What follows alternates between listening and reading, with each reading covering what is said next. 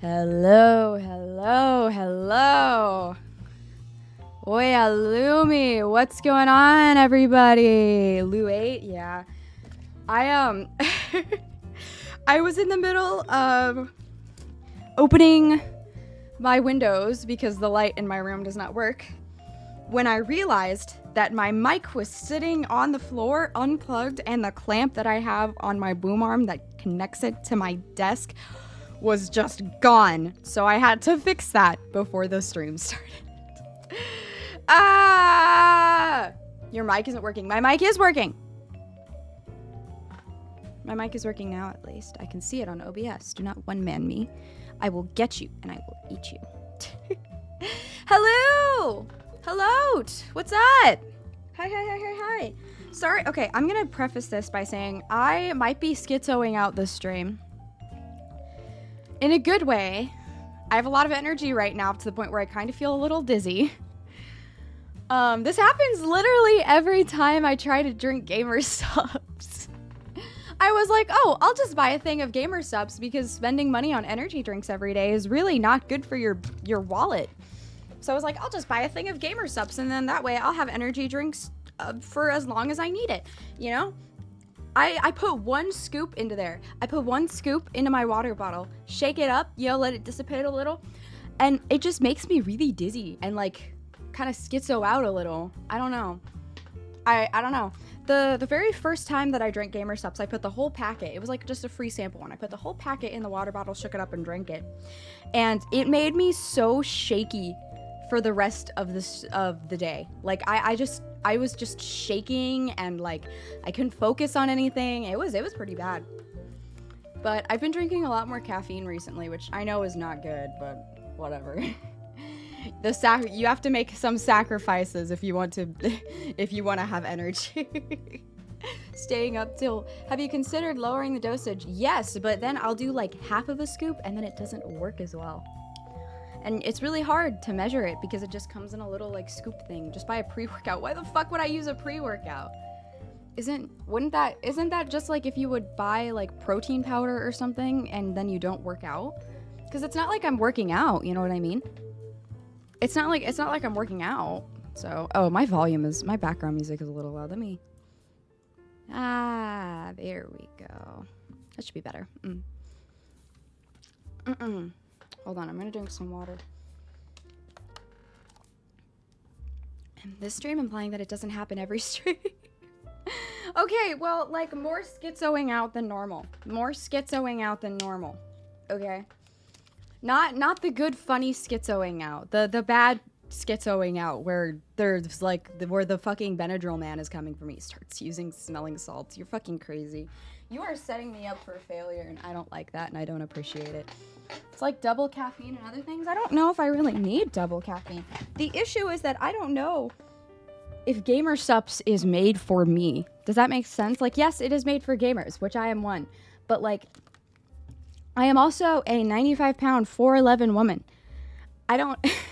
the really bad thing about it is that it just straight up doesn't tell you how much caffeine is in it. Like, I'm looking on here, and it doesn't really say that. It just says proprietary blend, which is not preferable. I'd like to know how much caffeine I'm ingesting, please. I'd like to know. Paralysis demons? Yeah. The Hat Man? Yeah, he's coming. Physically bouncing off the whole intense, but yeah, heart palpitations. Yeah. Well, actually, the first time I did try Gamer Supps, I had fucking heart palpitations because there was just so much caffeine and my body wasn't used to it.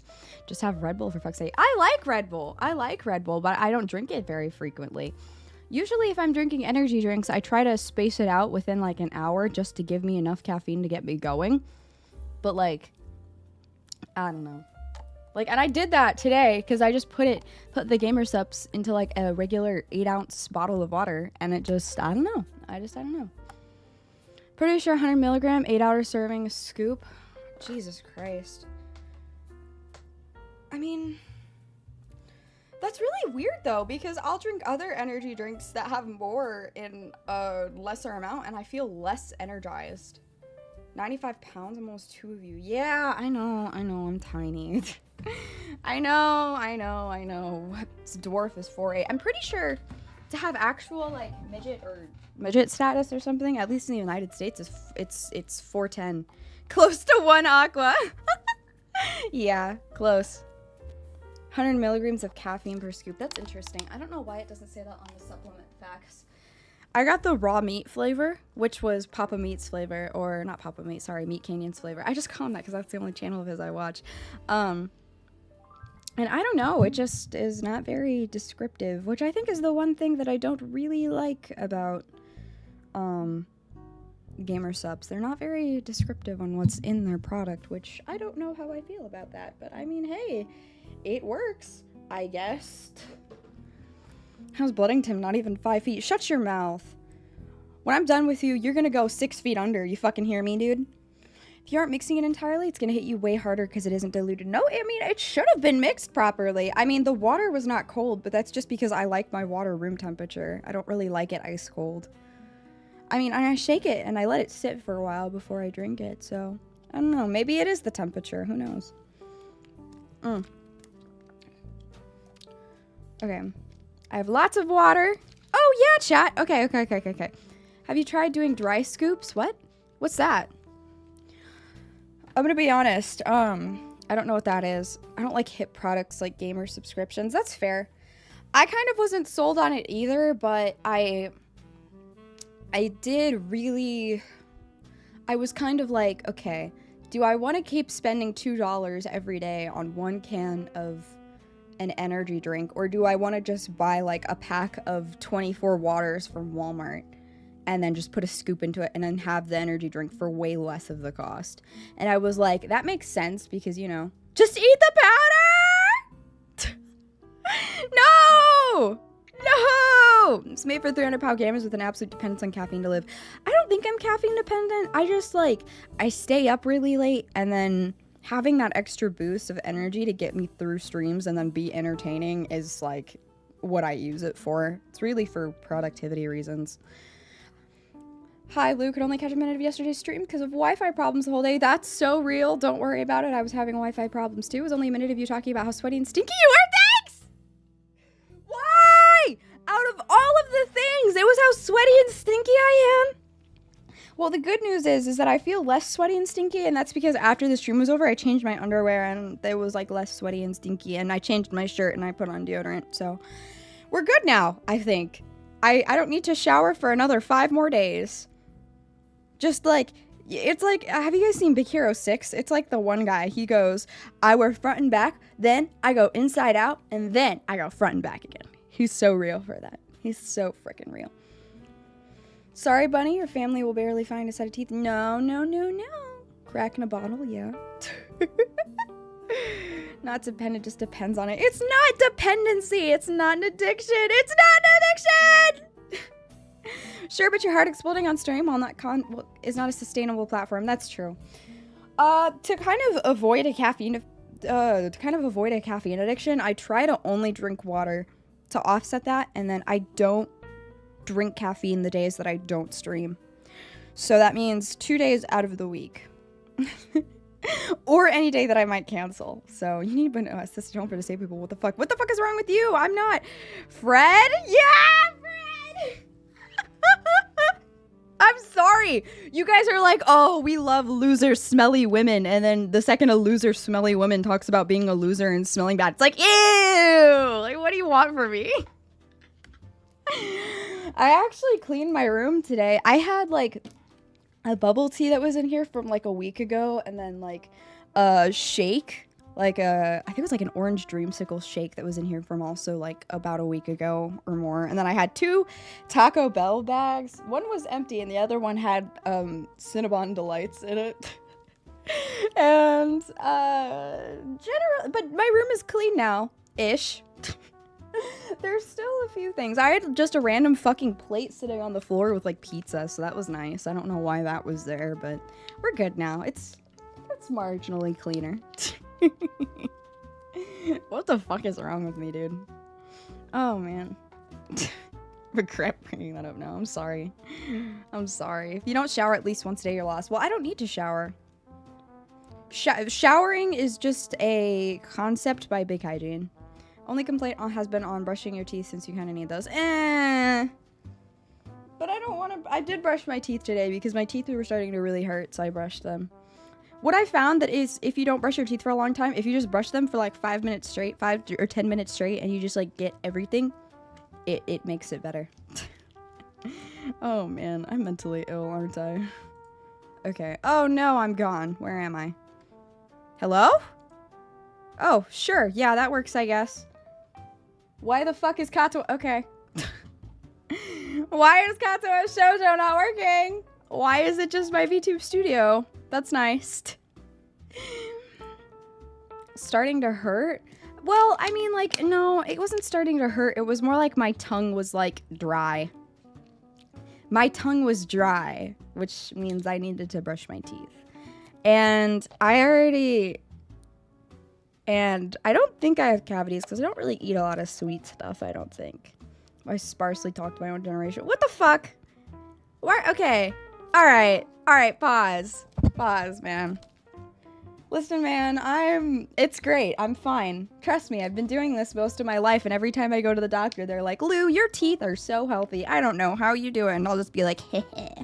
That's what I get for not brushing my teeth for 3 or 4 days. I do think generally taking care of your teeth is probably a thing that is necessary, though. Oh, okay, as soon as you decide to close it, it works. That works. Thank you. I appreciate that, Katawa Shoujo. had it fucking open, and then I switched over to my media screen, and I don't know if you saw it, but on the little thing where Katawa Shoujo was supposed to be, it was my fucking VTube studio. But my dad's side of the family, Papa Rabbit's side of the family, has really bad fucking teeth because all of them are like fucking cigarette addicts, and so they all have horrible fucking teeth. So realistically, should I be taking care of my teeth more? Yes, absolutely. But am I going to? No. No. Okay. Hello. I'm going to move myself. Ah ha ha ha. Perfect. Wonderful. Okay. Are you guys ready? Are you guys ready to play some Katawa Shoujo? Cigarettes bad for teeth, yeah. Toothpaste works by covering your teeth in a fluoride layer that is much resistant to the acids in the calcites. I don't know. I just get like Arm & Hammer. Oh shit, my phone isn't plugged in. I thought it was plugged in. Can you stop unplugging? Please. I don't know. I just use this like... Ow, I hit my toe. I hit my toe. Ow. Ah, fuck. Come on. Stop. Move. Jesus Christ. I hate this fucking chair. Holy shit. Okay, we're good. No, but, what was I gonna say? Oh, yeah. I use this, like, weird-ass, like, baking soda toothpaste. It's like Arm & Hammer toothpaste or something. I don't know, but it works really well. It strips my teeth of all the plaque and everything, so that's nice. And then I use this, like, brush with, like, a fucking charcoal tip on it or whatever for whitening, which is cool. So, ugh. Okay. Ah, Frankenloo Deployed is still up here. It's okay. I don't think we're gonna use Frankenloo this stream. I'm feeling a little bit woozy, so I don't know how well this is gonna work, but we'll find out.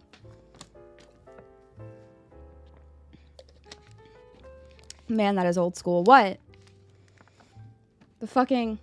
It's not toothpaste, got you, bass? It is! It is! Hold on, hold on, hold on. It is. I swear. It's like the... Fuck. What is it? It's like the... I don't want... What is it? Advanced Care or Peroxy Care? It's like... I think I use Arm & Hammer Advanced White or Peroxy... No, it's Peroxy Care. That's what it is. Yeah. It works. It tastes really bad, but it works very well. I don't know. I like it. It makes me happy. Baking soda thing, even my parents were done with that by the time I was born. What? Is that not something normal people do? I thought that was just a thing. I thought that was just, like, in toothpaste. I know it's not, like, normally, because people, like, really having... I don't know. One time I went over to my friend's house and I brought my toothpaste with me and she was like, can I borrow your toothpaste? I ran out of my toothpaste here. And so I let her and then she put it in her mouth and she was like, ugh, this is fucking disgusting. This tastes like fucking straight baking soda. How do you put this in your mouth every night? And I'm like, I don't know.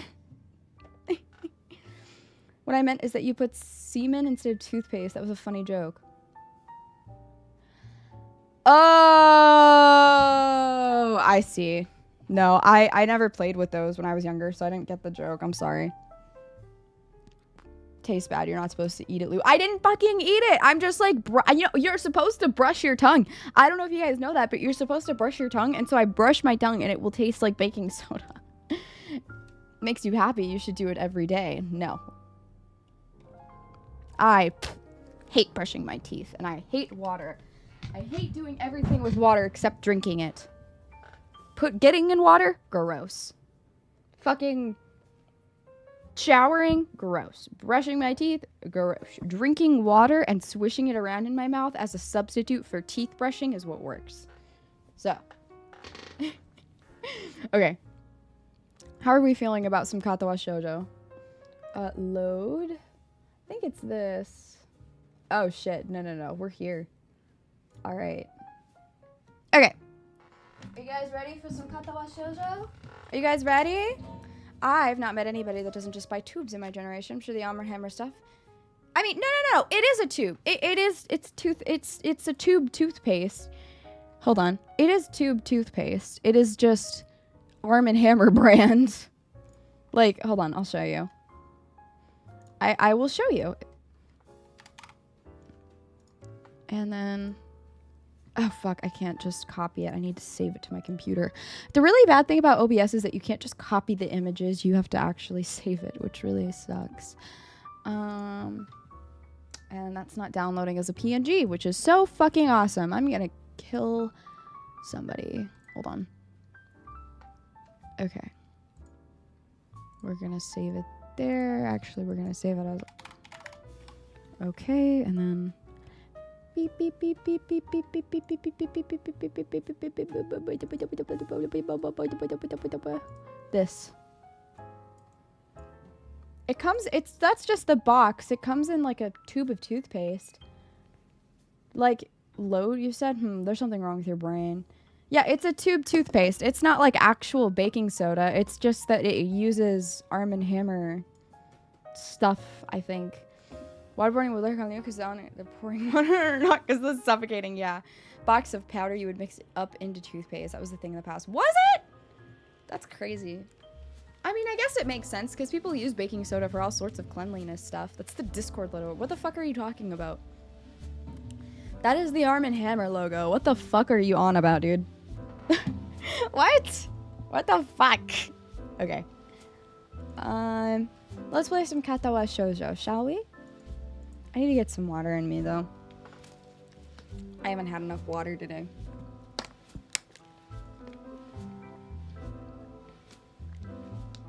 No Angry Rabbit today? No. Not quite yet. Not quite yet. We're getting there, though. Oh, shit. My BGM is on. Let me change it to Katawa Shoujo's.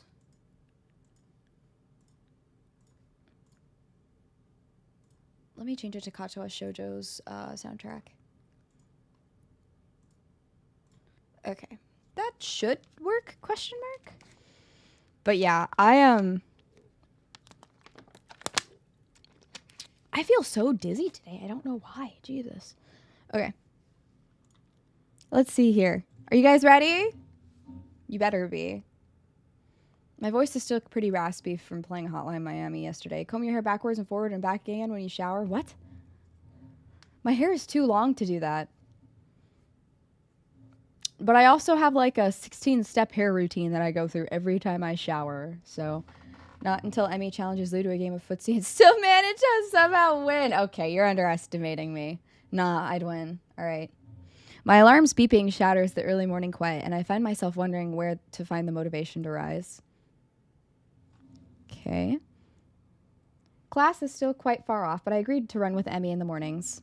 I am. Get a bucket. Okay. Really, I'm not that interested in running as a hobby or even as a possible life-lengthening exercise. However, I feel obligated. Is my volume on? Should be. Okay. However, I feel obligated to follow through on my promise to Emmy yesterday, which is why I find myself throwing on some running shorts and a light t-shirt. The cool morning air caresses my face as the morning sunshine causes dew on the grass to sparkle, nearly blinding me at first. As I make my way down to the track, an ugly thought strikes me. What if this is some sort of joke Emmy is playing on me? Would that surprise me, really? Hell, I'd probably do it to the new guy, too. Dude, you really think after everything she's gonna fucking play a joke on you? Nah, man. He's the one schizoing out, it appears. He's the one schizoing out. Okay. Are you dizzy because all the stink from not showering for the last month is being inhaled? No, I'm dizzy because I had gamer subs. I think. I don't know. At the very least, I'm sure Emmy and Rin made a bet on whether or not I'd actually show up. I feel a sense of trepidation as the track comes into view. Oh. Can you guys hear the volume okay? Can you guys hear the BGM okay? It just turned on. Hold on. More water.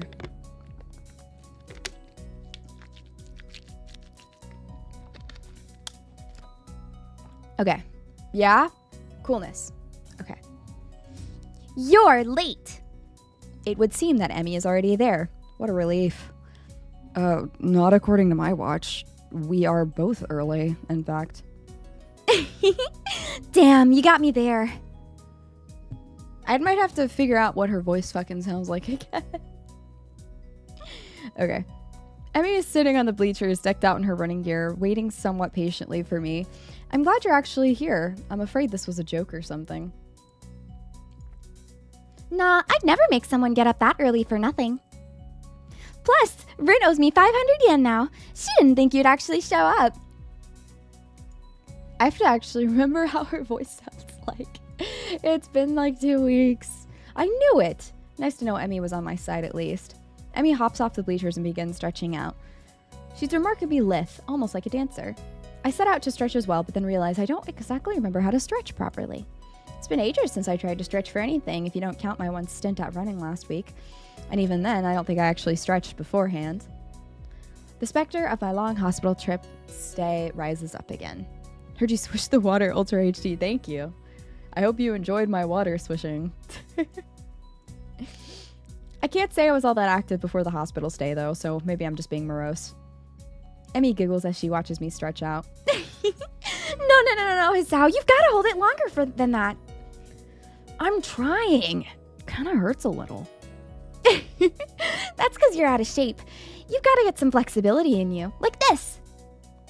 Oh. Okay. Oh, thank you, Emmy. I do not need to see you putting your head through your legs. Actually, I'm not seeing it, but the thought is still there. I don't know, chat. I'm a runner. I'm a sprinter like Emmy is. At least I think she's a sprinter. I don't know. She might be long distance. Who knows? But like, I am not flexible at all. I can't even touch my toes. We are both early, in fact. But yeah, I can't even touch my toes. I can't do the splits or anything. So what's wrong with this object? She has robot legs. Cyborg. God bless you, Emmy. I see. Is that the sort of thing I should strive for? Of course! Flexibility is important for any runner. You'll be able to go faster the more you stretch out. That's not true, but okay. That makes no sense to me because it's not true, but Emmy seems to believe it's true. She a runner, she a track star. True. With Emmy's help, I managed to stretch myself out properly. Can't help but notice that when she thinks about how to explain things to me, her mouth scrunches up in concentration. It's adorable. Not bad, Hisao. Come on, we'd better start running. We'll start up with just a mile, okay? Oh, she's a long distance runner. Okay, never mind. We are not the same then. We are not the same. Me and Emmy are not the same. I could only do 100s before I ran out of fucking energy. Able to put my head to my legs at one point. What the fuck? Emmy can't touch her. Oh, yeah, I guess Emmy can't touch her toes either. Jesus fucking Christ. You think she removed her bottom ribs to goon? What? Okay. That's 4 laps around the track. Got it? Sounds fine to me. This shouldn't be too hard, right? He has no clue. A hazy memory of running a mile for gym class surfaces in my mind. Yeah, it wasn't that bad. Emmy sets a pretty good pace, and I fall in behind her. Try to keep up. Okay, Hisao? Roger. We round the first curve without incident, though I can already feel my heart rate increasing slightly. By the second curve, I've started to breathe through my mouth. Jesus Christ, dude, it's only been 200 meters. Chill. Oh my God. I mean, I don't know. I could run like a 200 meter in like 28 seconds. That's pretty decent. It's not great by any means, but it's decent. Emmy doesn't even seem to be breaking a sweat. As if to punctuate her superiority, she turns around and starts running backwards. Okay. You doing okay, Hisao? Never better. She's cheating. She can't get tired legs. True. If I ran for too long, my legs would literally start to feel like jelly. But it is, a lot of it is, well, if she's doing long distance running, I guess it would be in her thighs, right? I don't know. But you are the same. You both belong in a special... Okay. The lutism isn't that strong. Oh, no. Wouldn't want you to over-exert yourself. My heavy panting and wheezing makes the statement less convincing than I had hoped. Emmy simply smiles and turns around again. She's literally she's teabagging us right now. Leave homie alone. My first run, I threw a quarter mile in. Yeah, that sounds about right. If you're not conditioned for long distance running, that shit is hard as fuck. We used to do this thing when I was in track in high school where you would have to run for like full sprint, like full dead sprint for like 200 meters. And if you could get to the 200 meter mark by like 24 seconds or whatever, I don't know. Anyways, people threw up a lot. I've seen so many people throw up because I was in track. You're the bossy, Sal. Let's get something pace. I don't know what she said. Text history. You're the bossy, Sal. We'll stay at this pace. Long distance is hard for a lot of people mentally, yeah. My body just doesn't like it. I get the feeling that I'm being mocked. If I weren't in such terrible shape, I'd probably feel offended. By the third lap, my breath is coming in ragged gasps. You know, the fact that he made it to the third lap is fair enough, I guess. I'm also awash in my own sweat. Gross. We round the curve to start our fourth lap. An enemy looks back at me with a grin. Here we go! Gotta go for now. See you later, Lou. Thank you so much for stopping by. Shout him up. Appreciate it, Ben. Can only go long distance running if I'm chasing a woman at 10 p.m. True. She takes off at a blinding speed while I stubbornly stick to my slower pace. She's gonna fucking lap him, isn't she? By the time I get to the first turn, she's already rounding the second. As I struggle across the backstretch, Emmy continues running and catches up to me. Come on, Esau, you can do it! I answer her, but I'm too focused on getting air into my lungs and ignoring the burning in my leg muscles. Part of me wants to say something like, maybe you can, but I'm about to die here.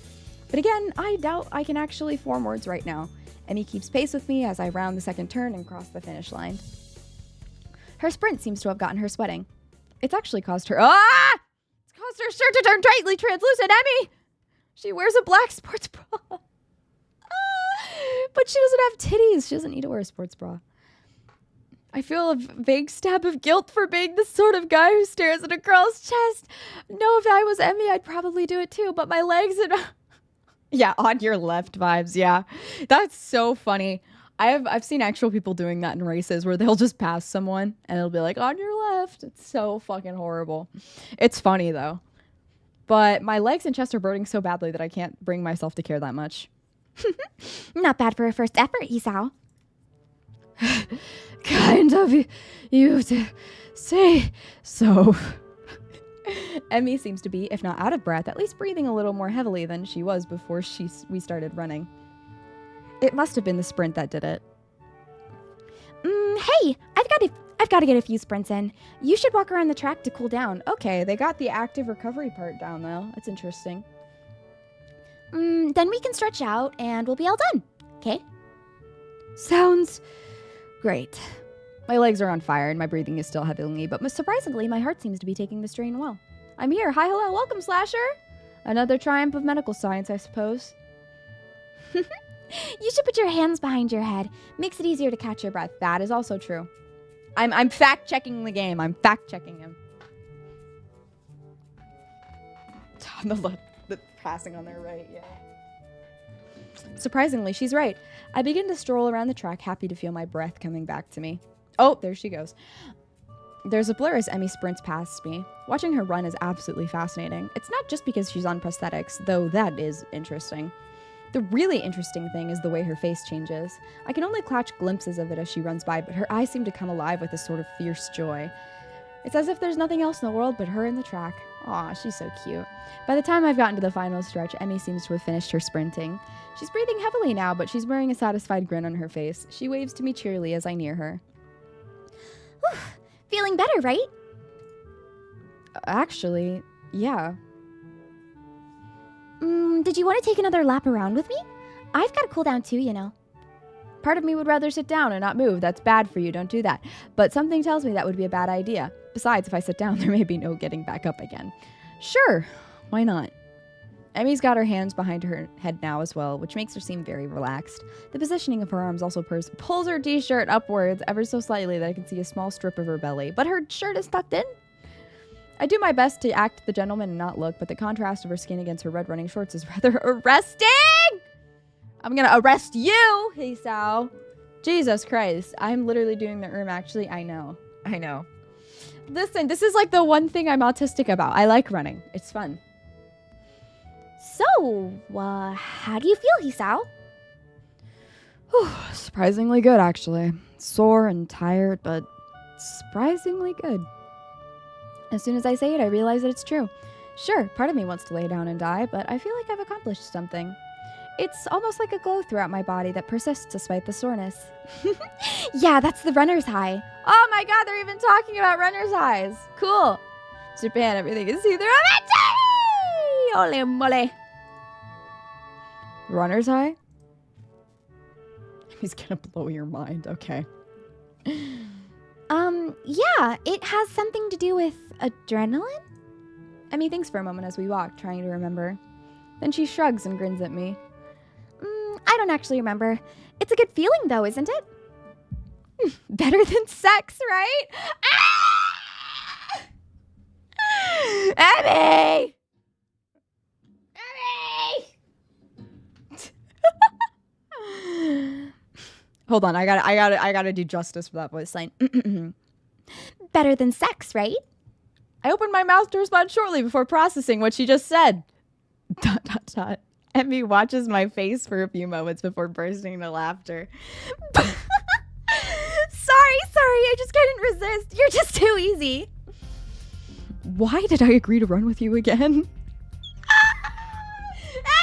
Emmy! Can you verify that, Lou? I don't know. I have never personally engaged in intimacy. I don't want to. I can't verify that, unfortunately. I cannot. Emmy just laughs harder. She takes hold of... So that's how she laughs her legs! Oh, no! She takes hold of my forearm and tilts it, allowing her to get a better view of my watch. Her face changes the full moment she sees the time. Oh no! We'd better get a move on, Hisao. Class is in an hour and I need to shower.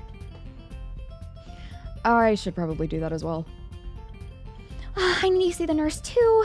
Maybe he'll write me a note for being late. Why do you need to see the nurse? Yeah, we know. Okay, shut up. Shut up. Stop talking. Emmy points to her prosthetics as if that would explain everything. It's important to check for irritation. You know, from sweat or friction or anything. Really? You had to mention friction after the sex joke? Normally I only go after practice, but if we're going to be doing these morning runs, then I guess I'll have to see him twice a day. Wait, so Emmy only started doing these runs since I showed up? If it's more convenient for you to run with me at a later time. Don't be silly. I've been meaning to start running in the morning for a while now. But if I didn't have a partner to run with, I'd be less likely to keep up a routine. It's always harder to blow off commitment if you're going to let someone else down, you know? So you'll be my running partner for the mornings. We both need the exercise, so it all works out, don't you think? Yeah, perfect. Did it have to be me, though? Dude, she's literally a fucking hot snatch right in front of you. And you're like, does it have to be me? Dude. Oh my god. He's so dumb. What a fucking dumbass. Anyways.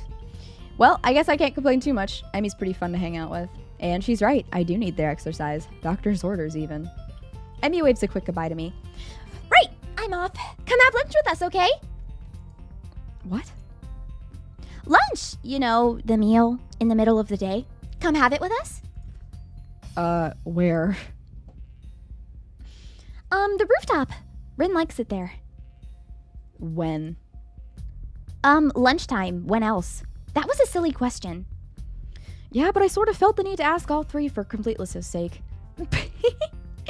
Emmy laughs and grins. I don't think I've seen a girl smile so much before. Ah! Thank you for the 45 donation! What the frick? What the scallop? Thank you! Good evening, Lou, the best character in KATAWA SHOUJO. Thank you. I don't know why you like girls with autism, but thank you. Thank you for the 45. Jesus Christ, man. Thank you. Appreciated. Holy fuck. Sure. If you think I'm good at being disabled, then I guess I can't disagree. The Lutism is hard these days. Thank you. Not bad, Hisao. See ya! What a shrimp. Yeah. With that, she takes off like a shot for the school building. I guess she's gonna see the nurse first. The nurse first. This game has a lot of rhymes in it. There was something that she said earlier that also rhymed. It was like, oh crap, I need to go to the nurse's office because I'm gonna be late for school. Girls with autism, everyone likes Rin. True.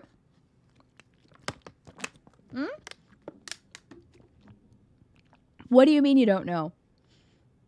What? About being autistic? We debunked the autism. We debunked the autism rumors because I took a test and it said I didn't have autism. It said I just had autistic tendencies. That's not autism. I hurry back to my room and hop in the shower, only to find that the water takes a while to heat up. You're one in a trillion. Aw, thank you.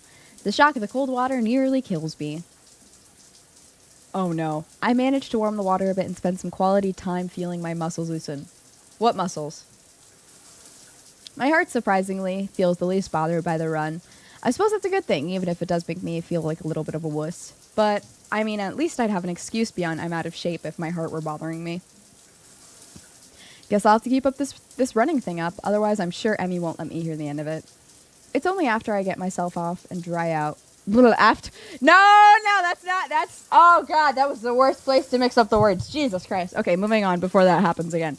I get out and dry myself off, then I realize I've only had 10 minutes left to put my clothes on and get to class. Fuck. Ah! The hands on the clock finally set me free from the tedium of yet another fun-filled class. Getting up from my seat proves to be more of a problem than I anticipated. My legs are killing me from the morning's run. Maybe doing this with Emmy isn't such a hot idea after all. Still, the run's giving me a hell of an appetite. Halfway down the hallway to the cafeteria, remember that I got my lunch with me. So gutter brain today. I did it! Oh my God, I didn't mean to. Please. I confused the words. Misinput. My parents saw fit to provide me with some prepackaged stuff when I moved in. A good thing, too. Hallway is packed with students headed for the cafeteria. Going back is like swimming upstream, but I've got an appointment to keep on the rooftop. Jesus, I'm off my game today. Takes me a moment to find the staircase leading up to the rooftop, but I'm willing to bet Emmy and Rin aren't up there by now anyway. In fact, I think I saw Emmy along the bodies in the hallway headed for the cafeteria. As I step out of the door onto the roof, I take a deep breath. The fresh air blowing against my face and my body almost makes my legs hurt less. Okay, what voice did I do for her again? It was like, Maybe if I'm upside down. Okay, I think that was it. Yeah. Maybe if I'm upside down. Part of me wants to be surprised that Rin's already up here. What's that gonna accomplish? Things in the clouds. Couldn't you just look at them right side up? Rin rolls her eyes in something approaching exasperation. Then I wouldn't get a new perspective. Is upside down really a new perspective? Aha! That caught her off her guard. Rin looks pensive. Oh my God, she smiled! No way! You may have a point. Maybe sideways. As Rin lays down on the bench to look at the sky, I give up. Fortunately, Emmy chooses that moment to burst through the door carrying 2 bags. She nearly takes the door off the hinges. No, that's not it. Sorry that it took me so long. There were a ton of people in line. She drops the first bag in front of Rin and takes a seat on the bench next to her. Alfie's fan voice? Ask her for a high five! Is Alfie's is the person from Undertale, right? You buy Rin's lunch for her? Sometimes, yeah. I'd have Rin buy my lunch for me in return, but I'm not sure how she'd carry it. Oh, man. Plus, I'd never buy her lunch. If Rin's offended by Emmy's comment, she doesn't show it. Emmy sniffs. How ungrateful of you. I'm not sure whether the two are joking with one another or if I'm witnessing the beginning of a catfight. The two girls stare at one another for a few tense moments before breaking into smiles. Hey, Emmy. Do you think being upside down is a new perspective on things? Didn't I already have this conversation? Emmy looks thoughtful, apparently giving the question some thought. After a deep and profound pause, she speaks. I have no idea. Well, at least she's as lost as I am. Hey, Hisao, you're coming to the track meet, right? The question comes out of the blue and catches me off guard. I don't know yet. Honestly, Hisao, after I went through all the trouble of letting you run with me in the morning, and you won't even show up to my track meet? Wasn't she the one that asked me to run with her? Actually, she didn't even give me a choice in the matter. Wait, no, I didn't say that. She beams at me as if I'd just agreed to give her $1 million. So you will come after all! That's great! I didn't say that either. I'll be going too, so I'll make sure he comes, Emmy. Good idea, Reen. Maybe we could get some food or something after the meet's over? I feel like I've just been conned, but not by these two. More by like some outside force pushing me irrevocably towards my destiny. That's me! That's me! I'm the outside force pushing him towards his destiny. Or maybe I shouldn't read books that feature conspiracy theories so heavily! Oh man. Otherwise I might end up sounding like Kenji. Emmy doesn't think. No, I think she thinks. I think she's just she's just a little bit conspiratorial. She plots. She's a plotter. Not conspiratorial, but you get what I mean. Still, suppose I've got that to show up to now. I don't think I could stand against the both of them being disappointed. Never hear the end of it. When is it again? Next week, silly. I just told you a few days ago. No, you didn't. I forgot? Well, you won't forget to come through, will you? Of course I won't. I'll even make a note on the calendar or something. Rin nods sagely. That's probably a good idea, you know. Unless time changes its course. It can do that? Rin gives a non-committal shrug. It hasn't yet, but you never know. This time it's Emmy who gives a shrug. I suppose it can't be helped if it happens. Not unless you're a time traveler or something. You don't actually think that could happen, do you? I don't think we do. Do we? Reen shrugs again. That seems to be her default response to everything. I suppose not. But I reserve the right to change my opinion at a moment's notice. For Reen, this statement makes a disturbing amount of sense. LaRue, I have to go. Don't get yourself off before I come. Okay. Thanks, Tyrone. I feel like Emmy's kind of dumb. I don't know. I feel like she's maybe one of those people that present as dumb, but has a lot going on behind the scenes. I don't know. The fact that I realize this now frightens me a bit. I wonder if Emmy gets this feeling all the time. If she does, she's not showing it, though. Emmy merely nods. As expected. What's that supposed to mean? This time, it's Emmy who shrugs. It's like she's using Reen's own weapons against her. Your response is the sort of thing I'd expect from you, that's all. Am I really that predictable? Emmy's smile seems to border on gloating. Nah, it's just that your unpredictability is pretty predictable. Well, that's alright then. I don't get the chance to see whether Reen's being serious or not as the bell rings. I didn't notice the lunch period slipping by at all. Hanging out with these two was far too interesting. Emmy jumps up, a look of panic on her face. Oh no! I needed to stop by my room to pick up my notebook for the next class! Don't you wish you had a time machine now? Ren seems rather smug as she delivers this line, like she just won an argument. Emmy ignores Reen's comments. Sorry, Hisao, but could you make sure our garbage gets thrown away? I usually clean up myself, but I've gotta run! Sure. No problem. Emmy darts away with an urgency that I'm starting to expect for her. I don't bother asking Reen why she couldn't help. She couldn't give her a hand, unfortunate. She already seems to be preoccupied with something else entirely, and as she wanders off, probably used to Emily taking care of the cleanup, and for some reason I doubt Emmy's ever raised the issue with her. Cleaning up from lunch doesn't take long, so I have plenty of time to toss our garbage and get to class. Certainly has a lot going on. I just think she can have that be true and also be dumb. Sure. Yeah, I guess that makes sense. You know. Misha greets me with a wave and a devious grin as I walk through the door. Didn't see you. What was her voice again? Didn't see you in the cafeteria, Hichan. Didn't see you in the It's higher. It's a lot higher. Didn't see you in the cafeteria, Hichan. Yeah, I decided it was too crowded there. Misha's grin gets even wider. Oh, really? Are you sure you weren't participating in an illicit rendezvous? What? What are you talking about? You were on the roof, right? With both Reen and Emmy, no less. You Casanova, you. We just had lunch, that's all.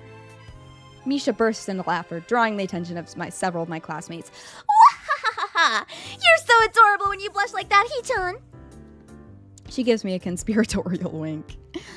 Don't worry, your secret's safe with me. There's no secret. Misha knows. Yeah, she fucking knows. Pink thing knows. Oh? Misha seems disappointed and then brightens up again. Time will tell. I don't know what the hell she's talking about, but blessedly our teacher comes in and the class starts. Another day of class has finally dragged itself to a close. Unexpectedly, I managed to stay awake for the whole day. He is not like me. I would sleep in class so fucking often. I still sleep in class a lot. I'm pretty sure that counts as a miracle. My legs seem unwilling to stand up for a moment. I guess the run took a lot out of me. I head down the hallway and make my way to my room. Yeah, okay. That's very real that his legs are hurting. You really do have to condition yourself before your legs stop hurting. It's like when you lift for the first time and your arms and stuff really hurt, or your abs really hurt and you feel like you can't do anything. But you just kind of got to keep doing it to work out the soreness. Not even just work out the soreness, but get your muscles used to working like that. I sit down and half-heartedly chip away at my homework for a while, feeling like a vulture picking out a particularly unsavory carcass. It knows this is what it eats, but it's not sure that it shouldn't be ordering takeout instead. I don't think I can take this, but it is important to get my work done. Now, let's see. What was I supposed to be looking over again? Why show up for class then? Because I don't go into class wanting to sleep. I just end up falling asleep. It's not even intentional. I just end up fucking sleeping. I know it's a losing battle, but I fight it anyway. Halfway through my math homework, I put my pencil down. This isn't working. I need a distraction.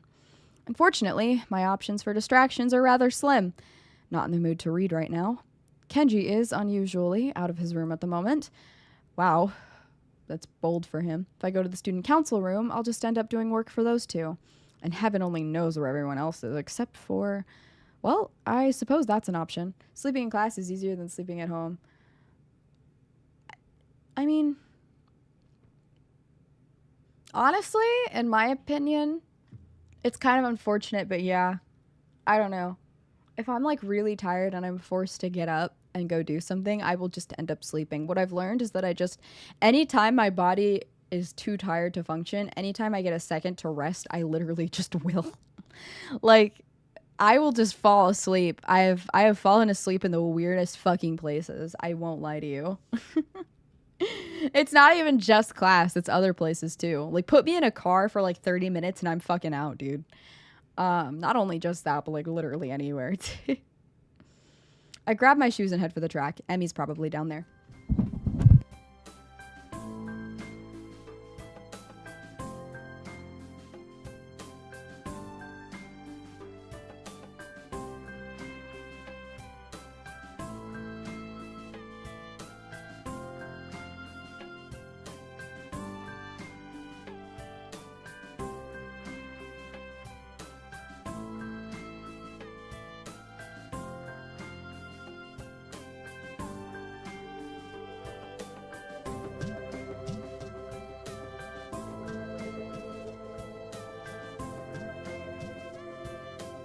Okay, sorry.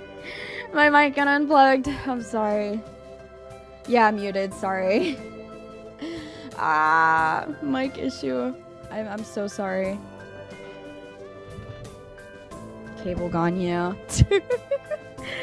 Cable gone. We should be good now, though, right? Like, you can hear the audio and everything. Yeah? It's just trying to make Academy as a mute girl. Yeah, you couldn't see it, but I was putting up my fucking... Make an emote for when you get muted, maybe. Maybe, but also it can get a little annoying, because I usually notice when I go mute. And so people will just say it, and then it'll be like way behind. It's like, oh, you're still muted. Oh, you're still muted. And it's a little annoying. But I don't know, maybe. That could be funny. Mute rabbit. no more rabbit speaking. Okay, back to the game, sorry. Track practice is just ending as I arrive at the track. The sun's beginning to dip low in the sky. Has it really gotten that late already? What are you doing down here, Hisao? Come to spy on me, have you? I give a shrug. To be honest, I'm not really sure why I'm down here. I didn't have anything better to do. Figure that's about right. At the moment, Emi's the only person I can think of who I could visit. So I'm your last resort, am I?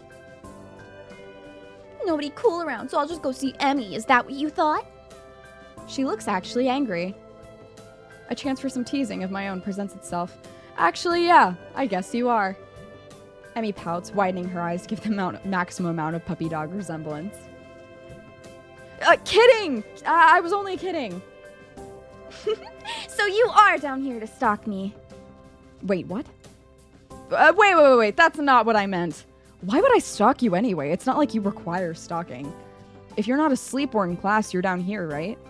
Emmy laughs at this comment. Well, you're not all wrong, I suppose, but you forgot about eating. I do that too, you know. I nod, conceding the point. Plus, I hang out with Reen sometimes too. So I really might take some effort. To stalk. What do you two do together anyway? You don't seem to have a lot in common. She puts her hands on her hips and assumes a superior air. That's what you think. I've got all sorts of hidden hobbies, you know. She's a fucking VTuber. I knew it. Oh, really? Like what? Emmy puts her head to one side as if she's trying to remember what it is she does in her free time. Oof, Sorry. Chair squeaking. I really gotta get a new chair.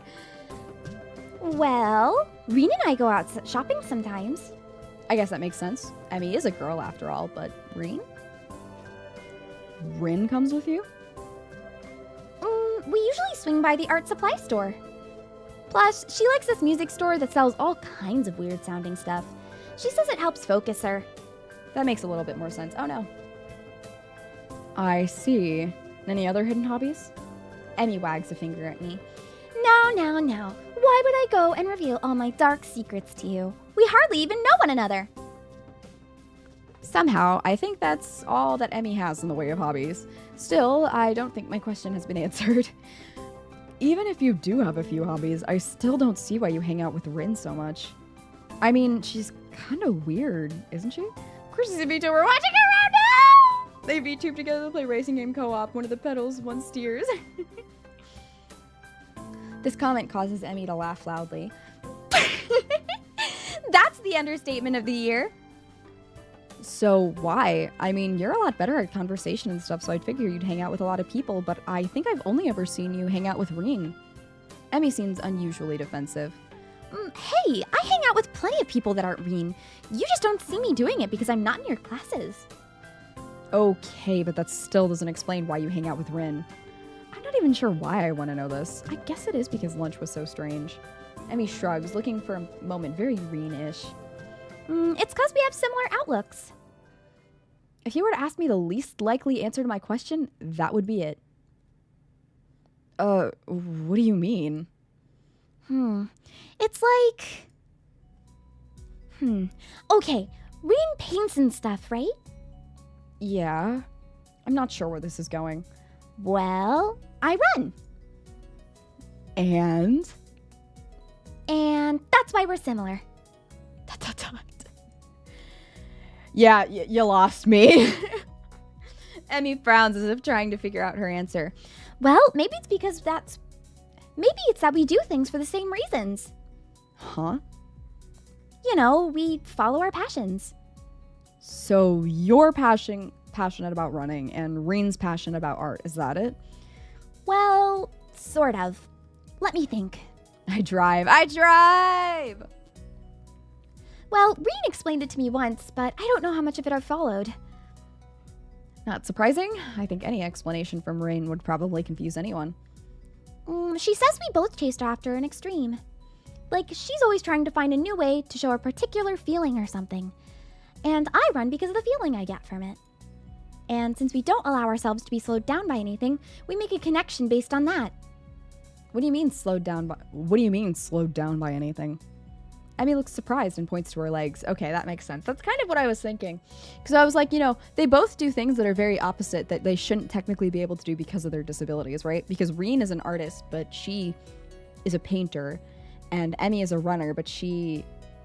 Reen is an artist, but she doesn't have hands. And Emmy is a runner, but she doesn't have legs. So I think that's it. Yeah. They chose the hobbies they chose despite their difficulties, I guess. Yeah.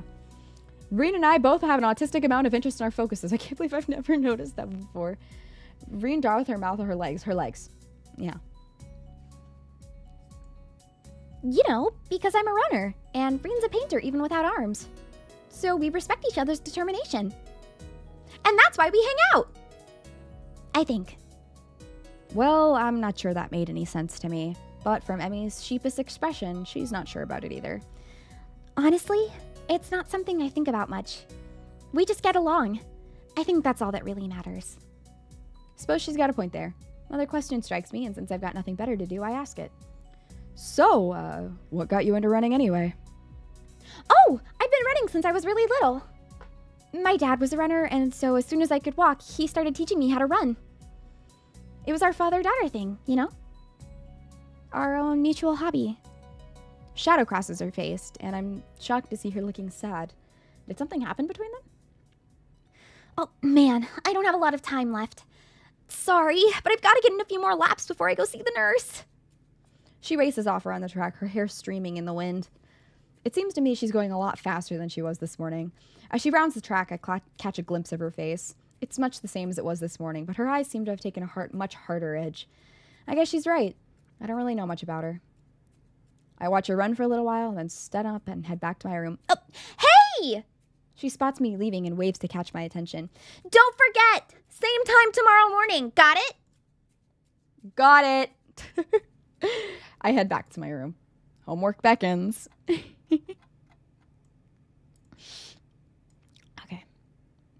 I can't sleep. My body's tired, but my mind is being kept awake, staring at the ceiling in the hollow darkness of my room. I grasp desperately for a thread of thought, hoping that I can run my brain into the ground. All I can think about is how I can't think of anything. This is not productive at all. Dude, clearly he's never slept with a YouTube video on before. I wonder if this is a side effect of my medication, though it seems odd for it to take so long to show up. Then again, maybe I'm just not as used to my new surroundings as I'd like to think. I don't know, but for whatever reason, I'm awake, and I shouldn't be. This is ridiculous. Ignoring my body's stiffness, I get out of bed and look at my clock. 4 in the morning. Last time I checked, it was only 1, so maybe I did sleep a little. I don't know. I throw on some clothes and head out of my room. A walk might do me some good.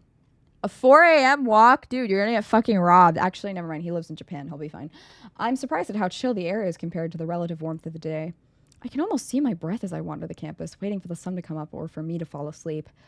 At this point, either option works for me. I find myself at the track where, for the first time, Emmy's not out running. Suppose that makes sense. It's too early, even for her. Bleacher seats are cold, but at this point I welcome the sensation.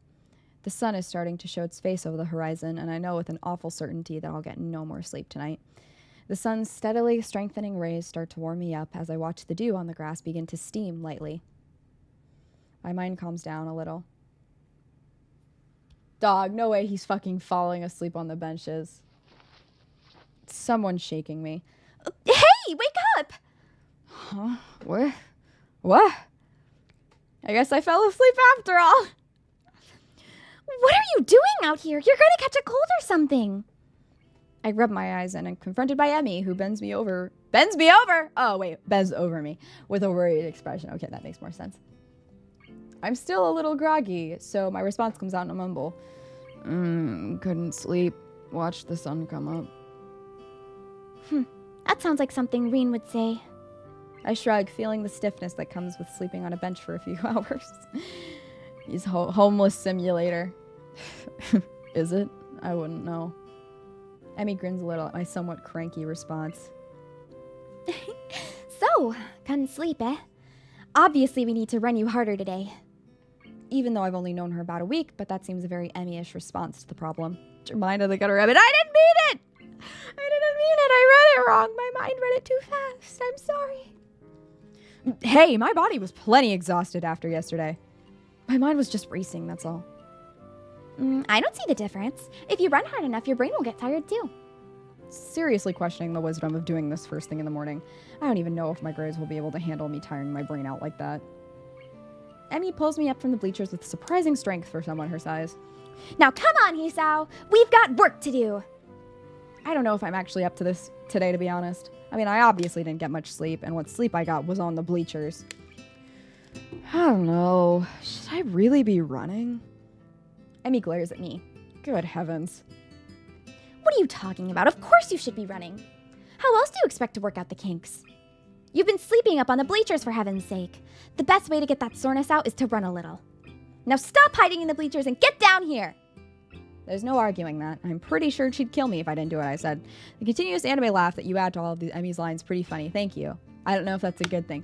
Well, she just laughs, right? And so like if the text before they're saying something says that they laugh, I'll add like a little laugh or like do it as like an anime character would. It's like, you're so funny, Hisao. You know? I get to my feet and hop down the track. The sun is warming up things rather nicely, I think. Emmy and I begin to stretch out, and I find myself once again hard-pressed not to stare. Jesus Christ! Man, we really do gotta get our mind out of the gutter. Jesus fuck. If this is how I have to wake up every day, I might be able to get used to this. You know, Hisao, it's not polite to stare. I wasn't staring. I swear. Genki girl, yeah.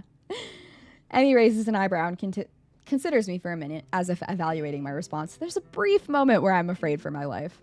But then she smiles and laughs, shaking her head slowly. Honestly, you didn't have to deny it so strenuously. In response, I clap my hands together and go for a change of stomach. Subject, not stomach. So, that's enough stretching, right? Emmy gives a casual shrug. Do you feel stretched? That's how you really tell. Well, I do feel up to the run, if that's what she means. My man, he's so down bad. Of course he's down bad. He's a fucking VN protag. Yeah, I feel ready to go. Water break, sorry. Same as yesterday, okay? We'll just run for a mile at a steady pace. Don't worry about going really fast. Just worry about keeping the pace. Got it? You're the boss. All right, there she goes. Emmy grins again, and we take off around the track. ... I think I'm gonna die. We're not even done with the first lap and my legs are on fire. That's how you know you're working out the soreness. My breath is coming in ragged gasps. I can feel sweat pouring down my brow, and we've only just rounded the second turn. That's how you know you didn't stretch enough. If you hurt, that's how you know you didn't stretch. You gotta stretch more. I say this all the time, but if you're not stretching for at least 30 minutes before whatever workout you're doing, you're gonna hurt. Emmy just told us running felt better than sex, so she knows. Oh, she absolutely knows. She's making it so obvious to him, and he's just not picking up on it. She's making it so obvious. Come on, Hisao! You've got 3 more laps to go! I can't do this. I can't do this. I can't do this. I think I might hurl. Somehow we're on the second lap, and Emmy's not even sweating. How can she do this so effortlessly? For some reason, I'm still moving. She's like a machine. Third lap. What happened to the second? Almost there, Hisao! Liar. We've got another 2. Nothing to be done. 30 minutes? Wrong. I'd never stretched. I've never been... Okay. You know, you are a plant. You are a plant, and you're just trying to get me in the hospital. I don't know. Nothing to be done. I can't do this. Emmy whirls around and begins running backwards. Her face is a mask of anger that surprises me. Never say that! If you say that, you've already lost. Keep moving! If you're alive, you can keep moving, damn it!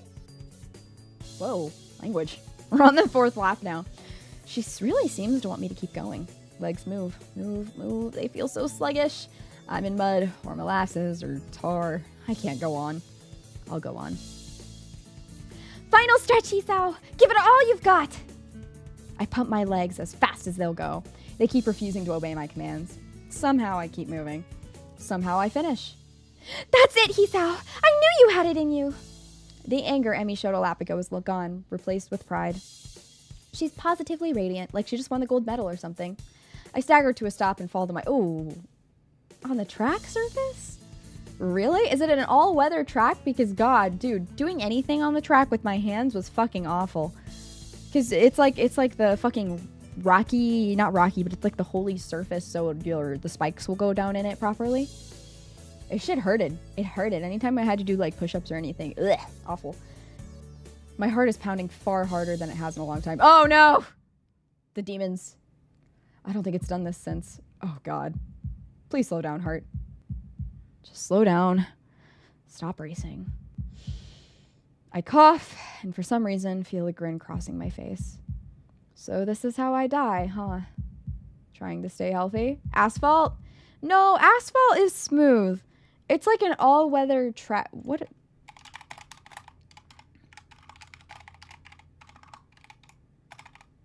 are all-weather tracks made of? Oh, I guess it is asphalt. I lied. Sorry. Because I thought tracks are usually, especially if they're new, they're supposed to be like very much rubbery. They feel like it, at least. But yeah, I guess it is asphalt. I take it back. I thought asphalt was just smooth. How ironic. I'm all ready to give right up there. Dude, please don't. You're going to make her feel so guilty. Dude, he really is just the meme of, I'm going to die in front of you and forever change your life trajectory. But then I feel my heart start to slow down. Oh. 2 hands grab under my arms and tug upwards. I look up and see Emmy standing over me with a mixture of delight and worry. On your feet. Come on, you'll never catch your breath that way. Somehow, I manage to stand. I try to raise my arms above my head, but they feel like lead.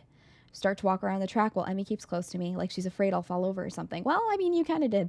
She may not be far off. I feel terrible and say so. Emmy laughs. But you finished, didn't you? You said you couldn't, but you did.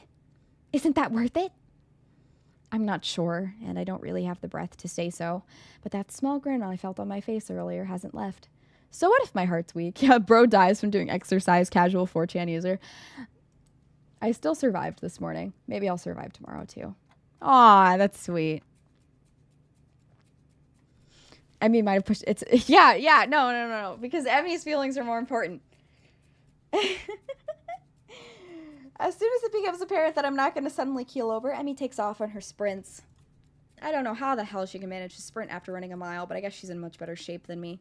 Once again, as I walk around the track, I can't help watching Emmy sprint. It's weird, but she's like a different person when she's pushing herself. Last time I noticed her eyes, but this time it's her mouth that catches my attention. She's not wearing her normal grin. She's still smiling, but there's a tightness to it. It's almost grim, like she's fighting a losing battle but doesn't care. She seems to be running harder, like she did yesterday. Sweat started to pour down her face, but she keeps going. Her mouth finally opens as she can no longer get enough air through her nose. As she passes me once more, legs pumping and arms swinging in time, and her lips slightly parted, she looks beautiful. Aww. After we've both taken some laps around the track to cool down, Emmy changes back to her usual self. The transformation I saw in her is gone. Whew. Not bad today, Hisao. There's almost admiration in her voice. What do you mean? I would have stopped if you hadn't have yelled at me. Emmy colors a little, seemingly embarrassed about her outburst. Sorry about that. I just can't stand to see people give up. Especially about something like this. Saying I can't go on is silly when you're obviously going on while you're saying it. Oh, I keep pressing the wrong button. That's what this is all about. What, saying silly things? Emmy sticks her tongue out at me. Idiot! I meant showing that you're alive. Showing I'm alive, huh? I didn't know it had to be so painful. But it does feel pretty good, despite that. Besides, this is one of the hardest days. What do you mean? Whenever you start a workout, it's difficult the first day, really hard the second day, and then the third day is easier. She's true. Real. I like how that you can see the writing Hisao grows more. Yeah, that was really good writing. I like the little smile detail. That's good. So, really almost die after running a mile? Is man actually a zombie? Okay. You must have never ran a mile before. That shit is... It can be very hard. If you're running at, like, an actual run pace, that shit can be pretty difficult, especially if you don't run very frequently. You know? I can't run a full mile. I'm horrible at running long distances. You'll still get days that are really hard, but they'll pop up less and less. So this eventually will get really easy, huh? Yeah, of course. But then you have to increase the difficulty, otherwise you'll never get ahead. You'll just get complacent, and you'll lose the sense of accomplishment. So, I'll have to run more than just 4 laps, huh? Yup, but not for a while. You've got to be careful, you know. A thought strikes Emmy, and her face lights up. Got it! Got what? Not to mention weather conditions. True. You can come with me to see the nurse. That way you won't fall over dead or anything. I guess if you're sprinting. That's not what I meant, though. I always ran on the cross-country team, never track. Oh, yeah. See, the longest sprints that I did was the 400, which I guess is just a technical full lap around, but that shit was really difficult for me, at least, because, you know, you're full sprinting the whole thing. If you're not full sprinting the whole thing, you're doing it wrong. So, I don't know, but I could do a full lap in about a minute, full sprinting, so that was okay. That's not bad, I don't think. That's pretty decent for, I think, a girl runner, so. It was about a minute. It was like a minute or something close to that. Maybe a little over. How charming. When? Right now, of course. You'll need a shower and everything, right? We don't have much time then. Grabbing my hand, she's off, pulling me along with her. Depends on your weight and how much you run. For some of us, it's not bad to 2 to 3 miles an 8-9 minute pace, but that's just because we run in our spare time. Yeah. Very true, very true. Yeah, running long distance is very much conditioning. It's a lot of conditioning. Never quite did track and stuff, but boot camp made us run a mile or 2 as a warm up every day. Jeez. Yeah. I always did short distance stuff, so my perspective a little bit different than people that run long distance stuff. Like I said, I was a full sprinter. I didn't really enjoy long distance stuff, so I only really did 100s, 200s, and the occasional 400 if they needed me on the relay. You don't sprint long distance. No, you don't. Yeah. Sprinting and doing long distance runs are 2 entirely separate skills. Goodness, you're in a hurry today, aren't you, Emmy? I have no idea how we got to the nurse's office so fast, but here we are. The nurse grins at Emmy and seems to completely ignore me. You got plenty of time to take a shower and get to class, you know. There's no need to run through the hallways like that. I could hear you coming a mile away. Somehow, it doesn't seem like he's actually scolding Emmy at all. It's like this is a sort of routine between the two of them. Emmy does a passable imitation of remorse. I'm sorry! I won't ever do it again! The nurse and Emmy both laugh at the private joke. Suddenly, it seems that he notices me.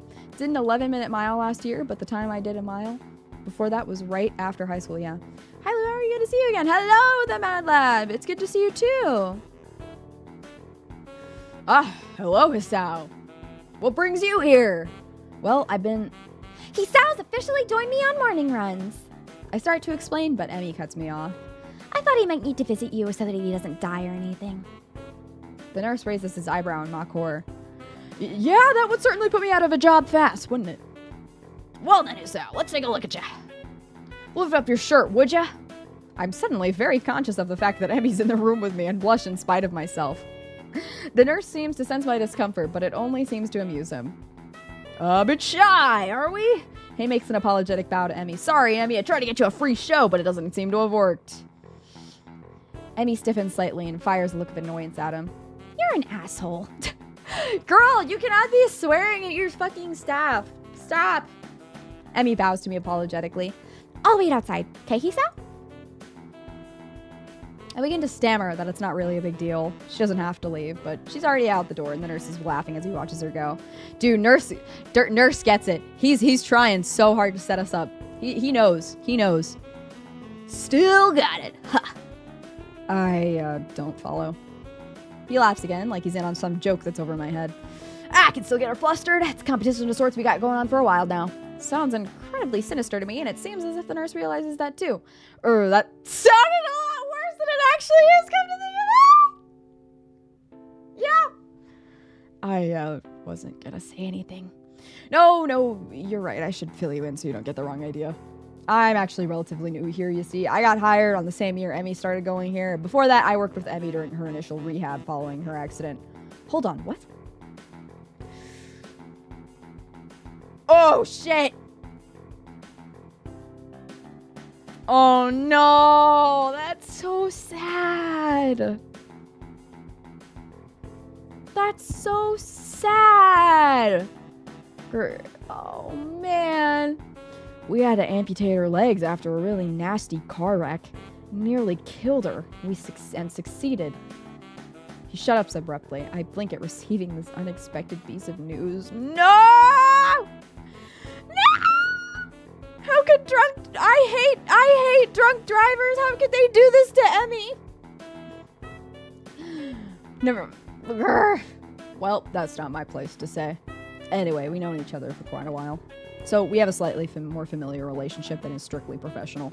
He seems embarrassed, like he's done something stupid. Guess he's really worried about that. I wave a hand to let him know it's not a big deal. Don't worry, sir. I promise I'm going to be discreet. I've been wondering about what caused Emmy to lose her legs, and that was one of the scenarios I'd thought of. Figured it was going this way after she mentioned... Yeah! I saw that. When she was talking about that, I saw her facial expression went a lot more gloomy and sad, and I was like, uh-oh, something bad happened to her dad, didn't it? There were only so many ways that could have happened, but actually hearing about the facts, it's still a little shocking. Well, thanks. You're a good kid, Isao. I can see why Emmy became friends with you. She's quite indomitable, you know.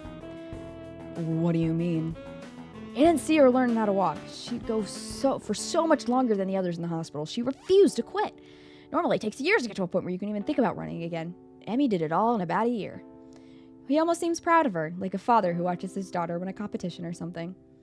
Well, she'd probably done it faster if it not for the fact that we wouldn't let her. Wouldn't let her? Why not? Because she'd go for so long that her legs would start bleeding where they met her prosthetics. Oh... That's so sad. That's so sad. Oh no.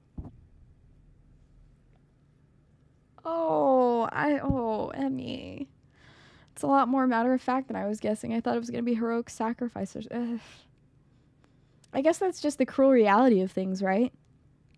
Bad things happen to good people, and a lot of the times it's not any sort of heroic things. It's just something bad happens.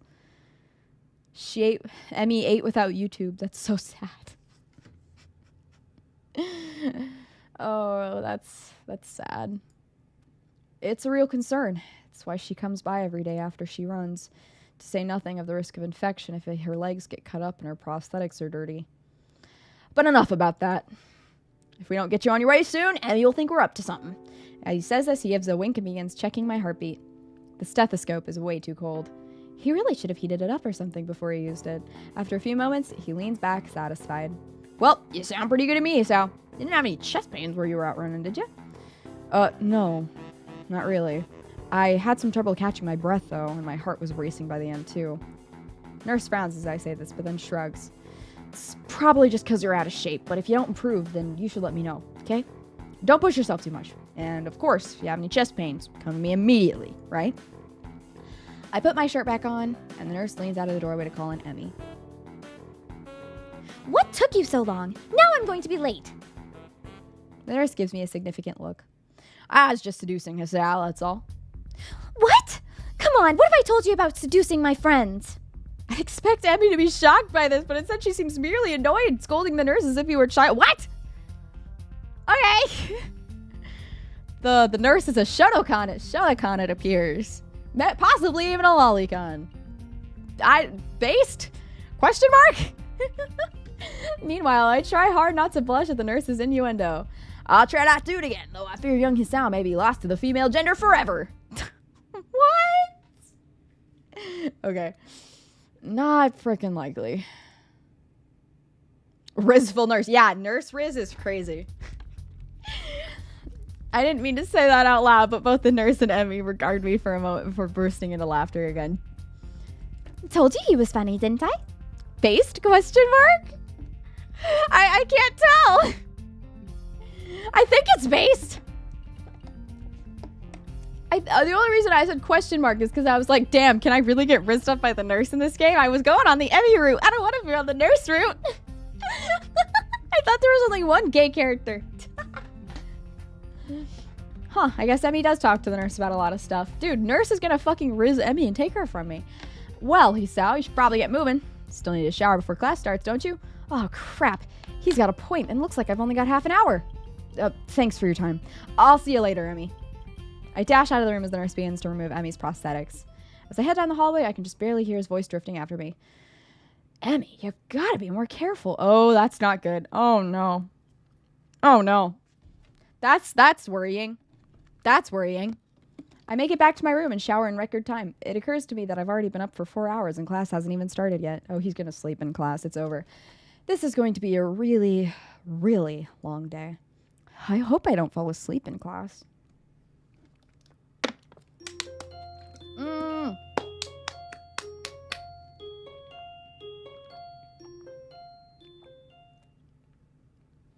Did he fall asleep in class? Are you genuinely worried about dating the nurse? Lives scarred by some wild dating sims. No.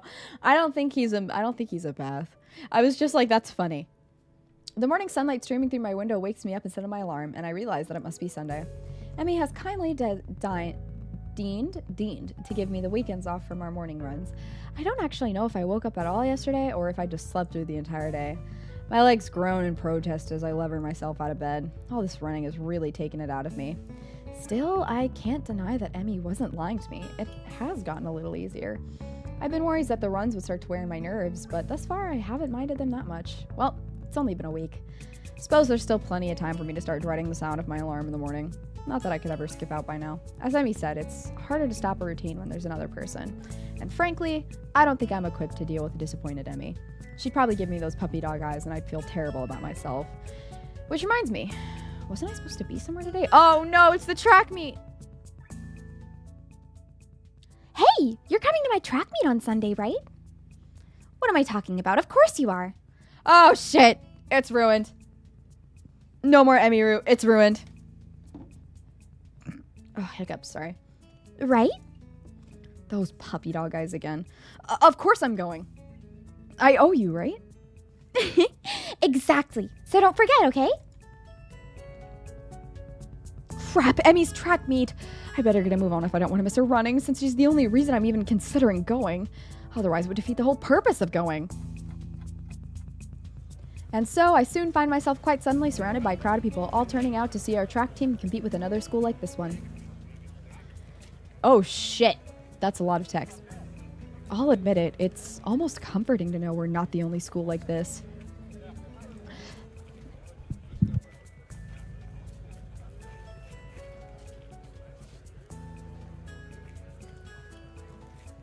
Okay.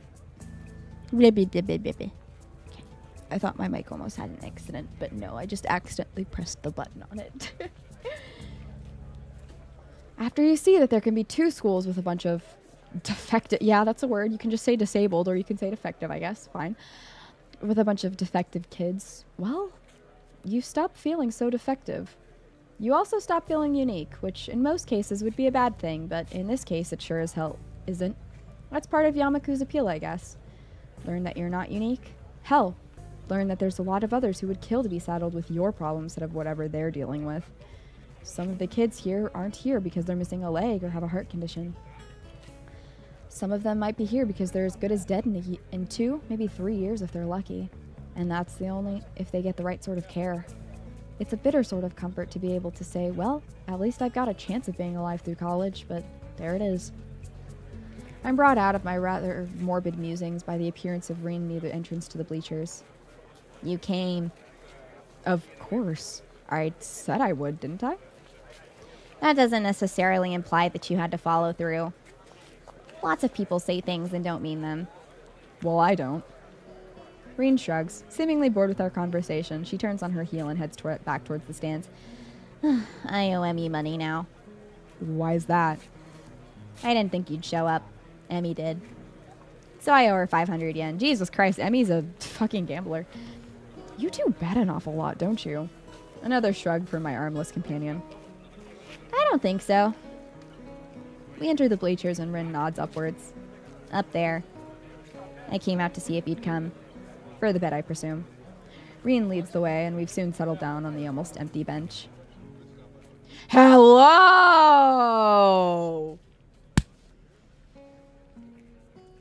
Hello. Goodness gracious. Hello. Hello, hello.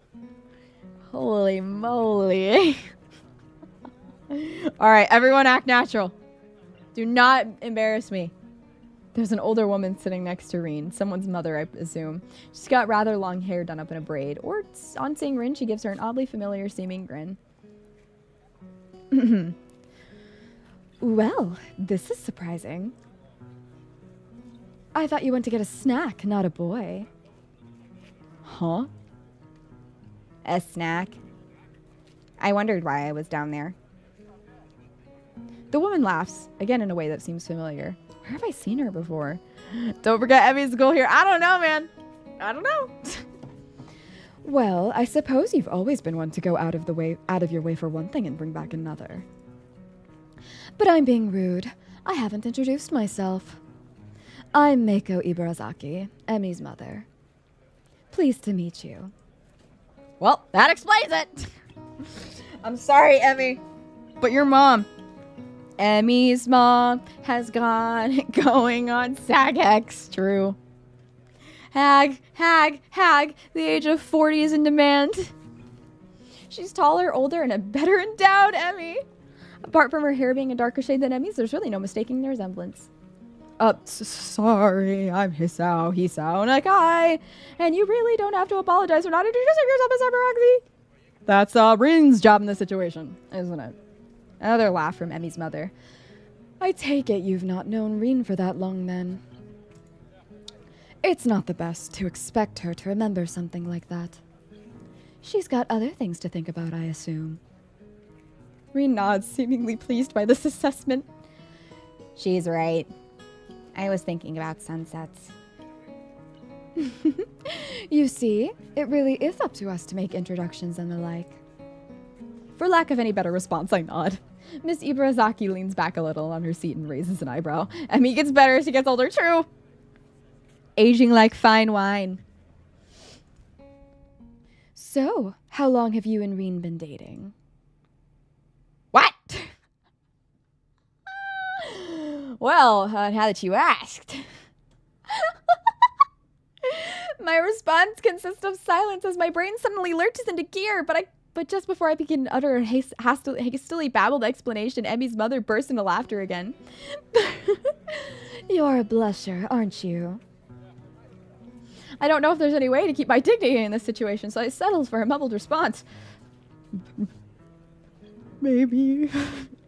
I can just imagine Emmy literally dying. Her head would actually just stop functioning. I know! So this must be a new romance then, mustn't it? Wait, that's not the question that... Another laugh. I know, but it's funny to watch you squirm. I'm sorry. Forgive an old woman for her amusements. Old woman? She sure doesn't look that old to me. Clearly, Emmy gets her youthful features from her mother. I suppose I can let it go. How kind of you. It's starting. She's seated last. Why is Emmy seated last? What? Emmy, why are you seated last? Are you the slowest? What? What? Or is it because she doesn't have legs? I direct my attention to the track where they're preparing for the first sprint. Looks like the 400-meter dash. Yeah, that makes sense. Okay. My eyes scan the runners before finding Emmy. She's smiling with almost a cocky look on her face. The starter raises his pistol. Emmy explodes off the block, disappearing from the starting line in a blur. I wonder if her prosthetics have, like, spikes on the bottom. That'd be interesting. We're going, we don't need legs. That's what I'm saying. It's amazing. Even as the other sprinters converge on the lanes closest to the inside line, Emmy surges to the front of the pack. By the time she rounds the final turn, some of the other runners have caught up with her. Their efforts come to naught, though, since a final burst of speed from Emmy leaves them at least half a second behind. Mrs. Ibarazaki whoops and shouts, applauding wildly, and generally looking like any other parent cheering on their child. Emmy bounces off the track, looking pleased with herself. I cheer right along with the rest of them. The announcer, sounding suspiciously like Misha, gleefully gives the results.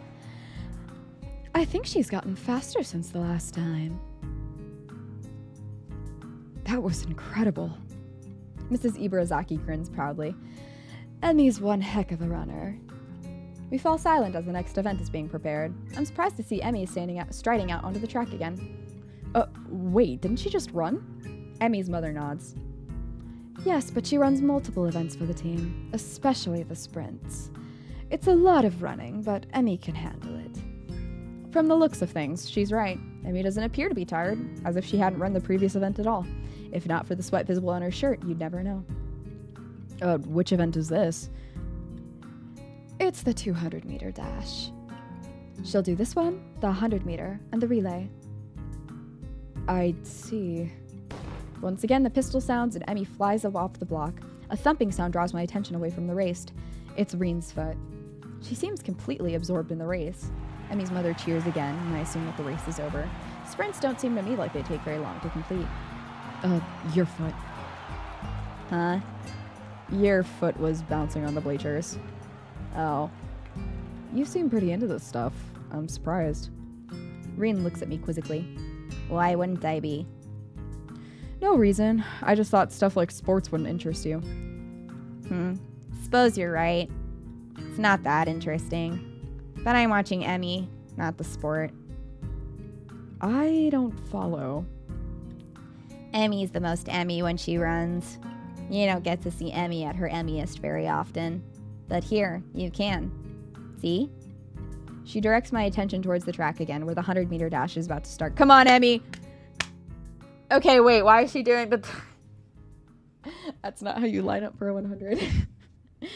I'm sorry. I'm doing my actually moment as a track runner, okay? She's got it going on, yeah. I watch Emmy closely. As she gets into the starter blocks, her whole body seems to relax, but it's a false relaxation. I can see that she's actually like a coiled spring. As the starter tells everyone to get set, her head snaps up and her eyes narrow slightly. Her mouth curls upward in what could be a grin and what could be a growl. When the pistol goes off, it's as if she's been unleashed from a cage, like she was always moving at this blinding speed, but we couldn't see it happening until the starter pistols dispelled the illusion of motionlessness. It's all over in a few seconds, but those few seconds just feel like I witnessed something very personal for Emmy. As soon as she crossed the finish line, her fierce look was replaced by her normal grin. The conquering general returning to his farm. Amazing. She's really amazing. I've never even seen anyone move that fast. Well, don't look at me. I'm far too relaxed to run that fast. No, I think all of Emmy's prowess came from her father's side. At the mention of Emmy's father, Miss Ibarazaki looks wistful, almost sad. Okay, so her dad's dead. Dude, she really is just like me! She really is just like me, but that's how you pose to get the gal in frame. No. Her pose was correct. Her pose was correct because that is the starting block position. But the way that they were lined up on the track is not correct for a 100-meter dash. For a 400, that's fine. For the 400, that is correct. For a 200, that's also correct. But for a 100, you just line up at a straight line. You don't do staggered starts. He got her into running, you know. Yeah, she told me. I'm uncertain as to whether or not it would be rude of me to ask after Emmy's father, but after that look on her face a few days ago, I feel compelled to ask. Oh, man. Where is her father now, if I might ask? Emmy's mother hesitates, clearly not willing to answer the question, but at the same time not wishing to appear rude. He, isn't around anymore. I'm sorry. I didn't mean to bring up bad memories. Emmy just seemed a little sad when she mentioned him earlier. That's not surprising, considering. They were very close. I see. A beeping noise suddenly emanates from Miss Ibarazaki's pocket. Reaching into it, she pulls out a cell phone and looks at it. Honestly, text messages. What is he, 16? Oh, nothing. I've got to go meet up with a friend of mine. Will you tell Emmy I'm very proud of her and that I'll call her later tonight? Of course. I'm willing to step up and take his place. True! Emmy, you have a new stepdad. I'll admit that I zone out for a while. I almost don't notice that the relay's about to begin. What is it, a 4x1? 4x2? 4x4? What are we doing? But when I look, I can't find Emmy. I thought that Emmy would be running the relay. She runs anchor. Oh, that's why. Okay. So she won't be running for just a while yet. Emmy's phone has got going on. Yeah. Ah. Did you see it? Huh? Emmy at her Emmyest. Maybe. Maybe this time. The race begins, and I cheer Emmy's team legs along as they pass the baton. Ah! Where's her baton? 4 Leaf Studios. It's gotta be the premise of some anime, right? Dating a girl's mom and becoming her stepdad? Oh, for sure. Anime is weird enough that can't not be a thing. Finally, I see Emmy sprinting on the track to take the final handoff. Once again, I'm taken aback by how graceful she looks when she runs. It really is beautiful. That look of determination and fearlessness on her face only adds to the picture. Emmy at her Emmyest, I suppose. But as she crosses the finish line, I see her stumble slightly. It's only barely, but a definite stumble. Rin inhales sharply and actually looks concerned for a second. Aw, Emmy. Did she hurt herself, do you think? You noticed it too? Must be bad. She frowns as if deciding on the next course of action. Eventually, that proves to be too tiresome, as she shrugs again. Well, let's go down. Gotta go crown the victor. See if you can find a laurel branch. That's not gonna be easy.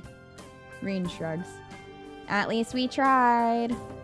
Well, we didn't really try all that hard. Or at all, but hey, whatever. Emmy is surrounded by all her teammates, all of them congratulating her on the run. Rin seems to be waiting for Emmy to notice that she's arrived. Oh yeah, I guess she can't exactly wave Emmy over. Then again, I'm not sure that Rin would do such a thing even if she had arms. It doesn't seem her style to draw attention to herself, or to emote beyond a shrugging. Either way, I'm willing to wait. So I wave to Emmy, who looks up and grins happily at me, or us. Hey! You showed up! Guess Rin owes me money, huh? We would have brought you a crown of laurels, but Hisao didn't find one. Hey, neither did you.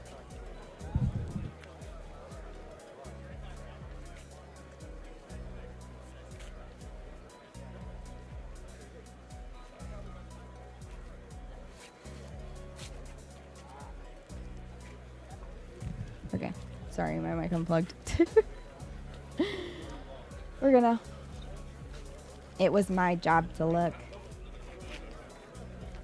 When did we assign jobs? When I said see if you can find a laurel branch. Try to keep up. I shrugged. I guess Rin's rubbing off on me. Seems it's my fault after all, Emmy. Emmy laughs at Rin and me. It's okay, it's okay. I'm sure you'll make it up to me somehow. Sure. Good. So, how'd I look? I stop myself from blurting out beautiful or amazing and settle for the substantially safer, very impressive. Emmy seems pleased with this assessment. I don't mention how much more impressive her performance is given her lack of legs. I figure she knows that already. Besides, it seems like it would take away from her efforts somehow. Great to hear. I was worried that I looked a little slow on the relay, but I guess I did fine, huh? Actually, I noticed. Rin keeps me from finishing my sentence. Tried cookies and hot chocolate together. Nope. What was that all about? He noticed it. At the end. Huh, that's no good. Guess the nurse will look at it for me later. Oh! Did you see her expression switch really quickly there? There's a carelessness in her voice, as if it isn't a big deal, but I suddenly notice a slight twitch on her face. Like she's trying to hide the fact that she's in pain. Oh, she's just like me for real. It's then that I notice that her breathing is a little shallow too. Guess she really is hurt. She must notice my concern because she skips up to me and gives me a friendly pat on the shoulder. Hey! You look a little worried. I'm fine, really. Just sore from all the running is all. And come on, a little pain isn't gonna stop me. Oh no? Emmy grins, and for a moment she looks like she did during her sprint, fierce and unconquerable. Or to put it another way, really beautiful. Hasn't yet. Well then, guess I shouldn't worry, huh? Damn right. I'm Emmy Ibarazaki, the fastest thing on no legs. I don't stop for anything. Impressive. Emmy giggles and then seems to remember something. Oh, before I forget. Reed and I are going to do something next Sunday as a post-track meet celebration. You should come along. Normally we do it the day after, but since the track meet was on a Sunday, I've got homework in class and all that stuff to take care of. Plus our morning run, of course. Right, of course. Oh, right. Your mom wanted you to say what? Your mom wanted to say she's proud of you. She'll call you later tonight. I thought I saw her in the stands.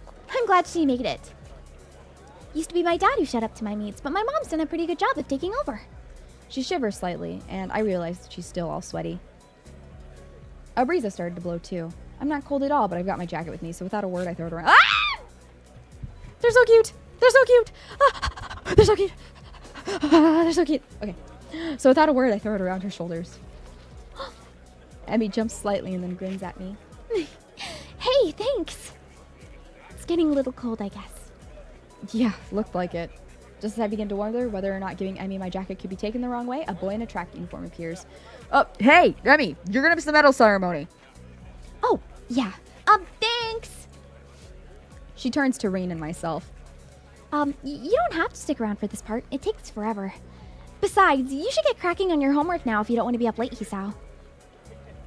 Morning run tomorrow! Don't forget! How could I? Good point. I mean, it's spending time with me after all. Good Lord, she knows exactly what she's doing. With this, she waves quickly and dashes off to receive her medals, or whatever they pass off as a medal these days. Reen and I head back from the track, Reen remaining deep in whatever thoughts she has for the most of the walk back to her dorm. As I see her off, she speaks up. You're probably not getting that coat back, I think. I'm sure I'll get it eventually. Yeah, because she's going to be my wife, and she's going to live with me, and I'm going to get my jacket back. Interesting. Take it as it comes, huh? Very Emmy-ish. With this odd statement, she turns and heads into the building. Honestly, was it that big of a deal? It's been an hour not feeling queasy anymore. No, I still feel a little queasy. It's mostly in my head. I'm just wondering if it's like a headache or something. The thing is that I only really have extra strength Tylenol right now. I don't have any just regular ibuprofen, and I don't want to take stuff with being on caffeine. Because I'm pretty sure the pills that I do have are like caffeinated, because caffeine generally tends to help with headaches sometimes. So, I don't know.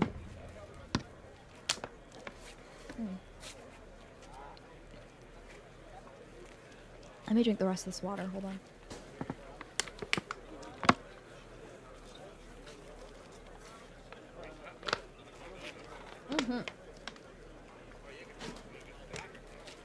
Yeah. Okay. Emmy was cold and, unless I'm mistaken, in pain. Giving her a solution to at least one of those problems seemed like an obvious reaction.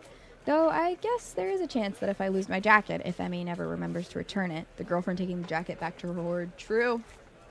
I guess Rin has a point. Still, I can't bring myself to muster much worry over the whole thing.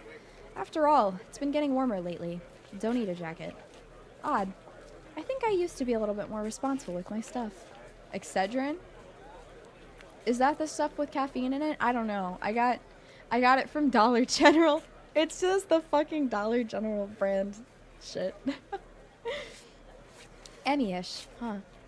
Maybe that's not really a bad thing. Yay! God, they're so cute together.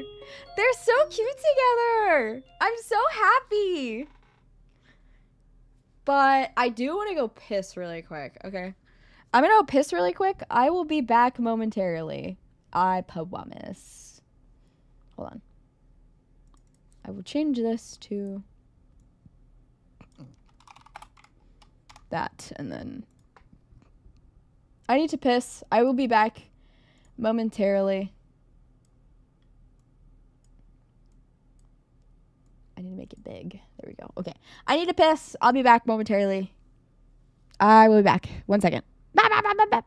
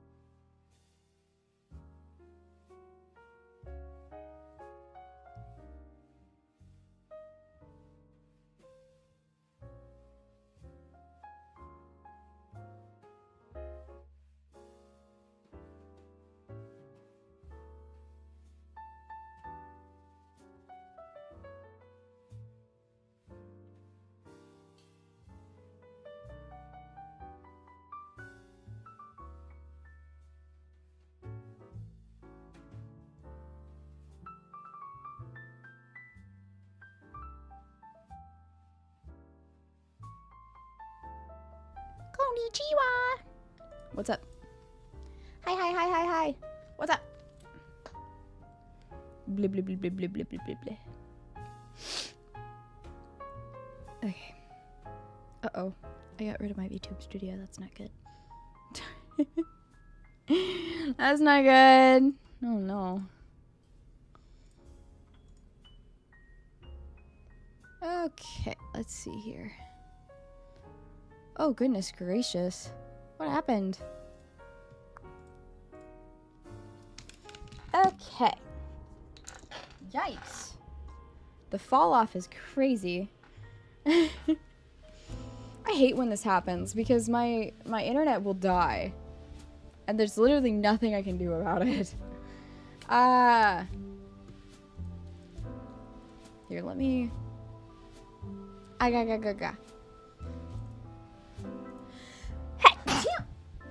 Ugh. Fuck.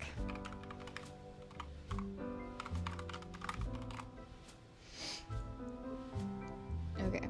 It's a small disclaimer. Hello! I have almost all the roots. Jesus. Ole mole. That's a lot of hours in this game. This is a very long visual novel. Not that that's a bad thing. It's just long. I guess that makes sense because it is a novel, but I don't know.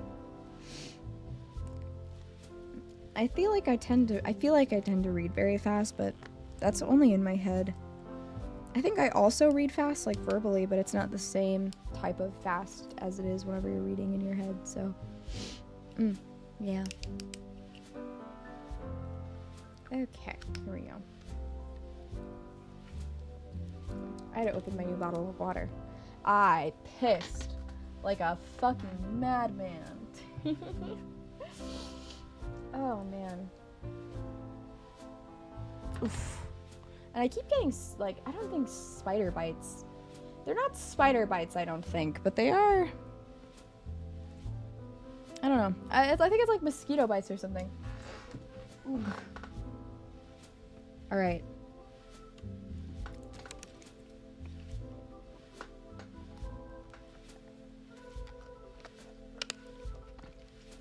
God bless you. Thank you. Thank you. Appreciate it. Alrighty. Let's get back. I'm having a fun time reading this. You haven't been forgetting to take your medicine, have you? I'm catching a little murmur. You should take it easy for a few days. The nurse's words hit me far more than the exhaustion of the morning run ever could. Take it easy for a few days. I knew I should have kept quiet. I keep my eyes on the floor feeling like a complete idiot. Of course I hadn't been remembering to take my medicine. This dumbass! I've been rushing out of my room every morning to get to the track before Emmy. After the track meet a few days ago, I felt inspired. So I've been running warm-up laps in the morning before Emmy shows up. But then today, while she and I were running, I felt a little pain in my chest.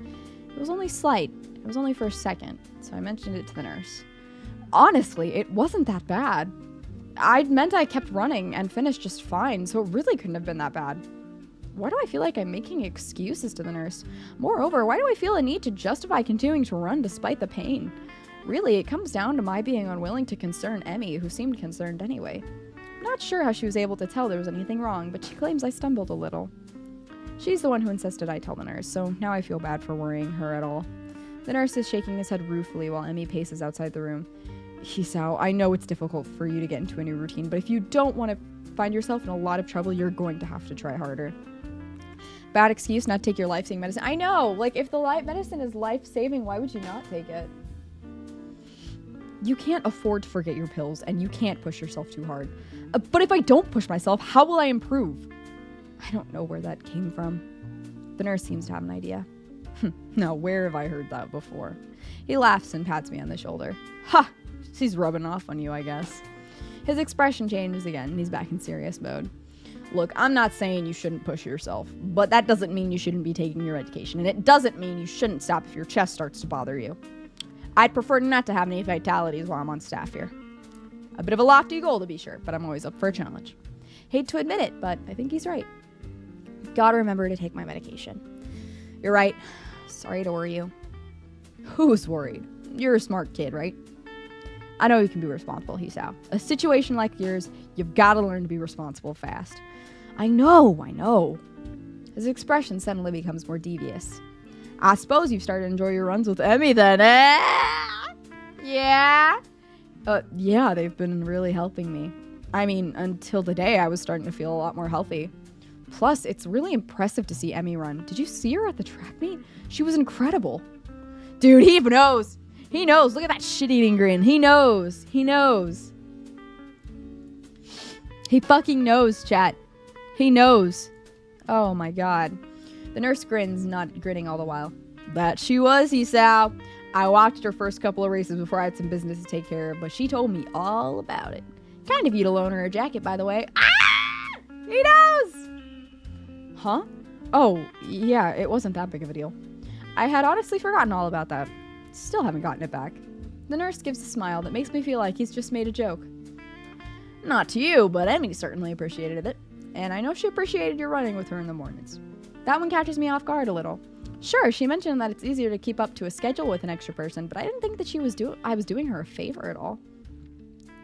I thought she was doing me the favor of helping me follow the doctor's orders. She tries harder when you're around. There's something else running with her. She's got some to push herself more. And she tries even harder when you're around because, well, it's you. What the heck does that mean? Ho ho, you'd love to know, wouldn't ya?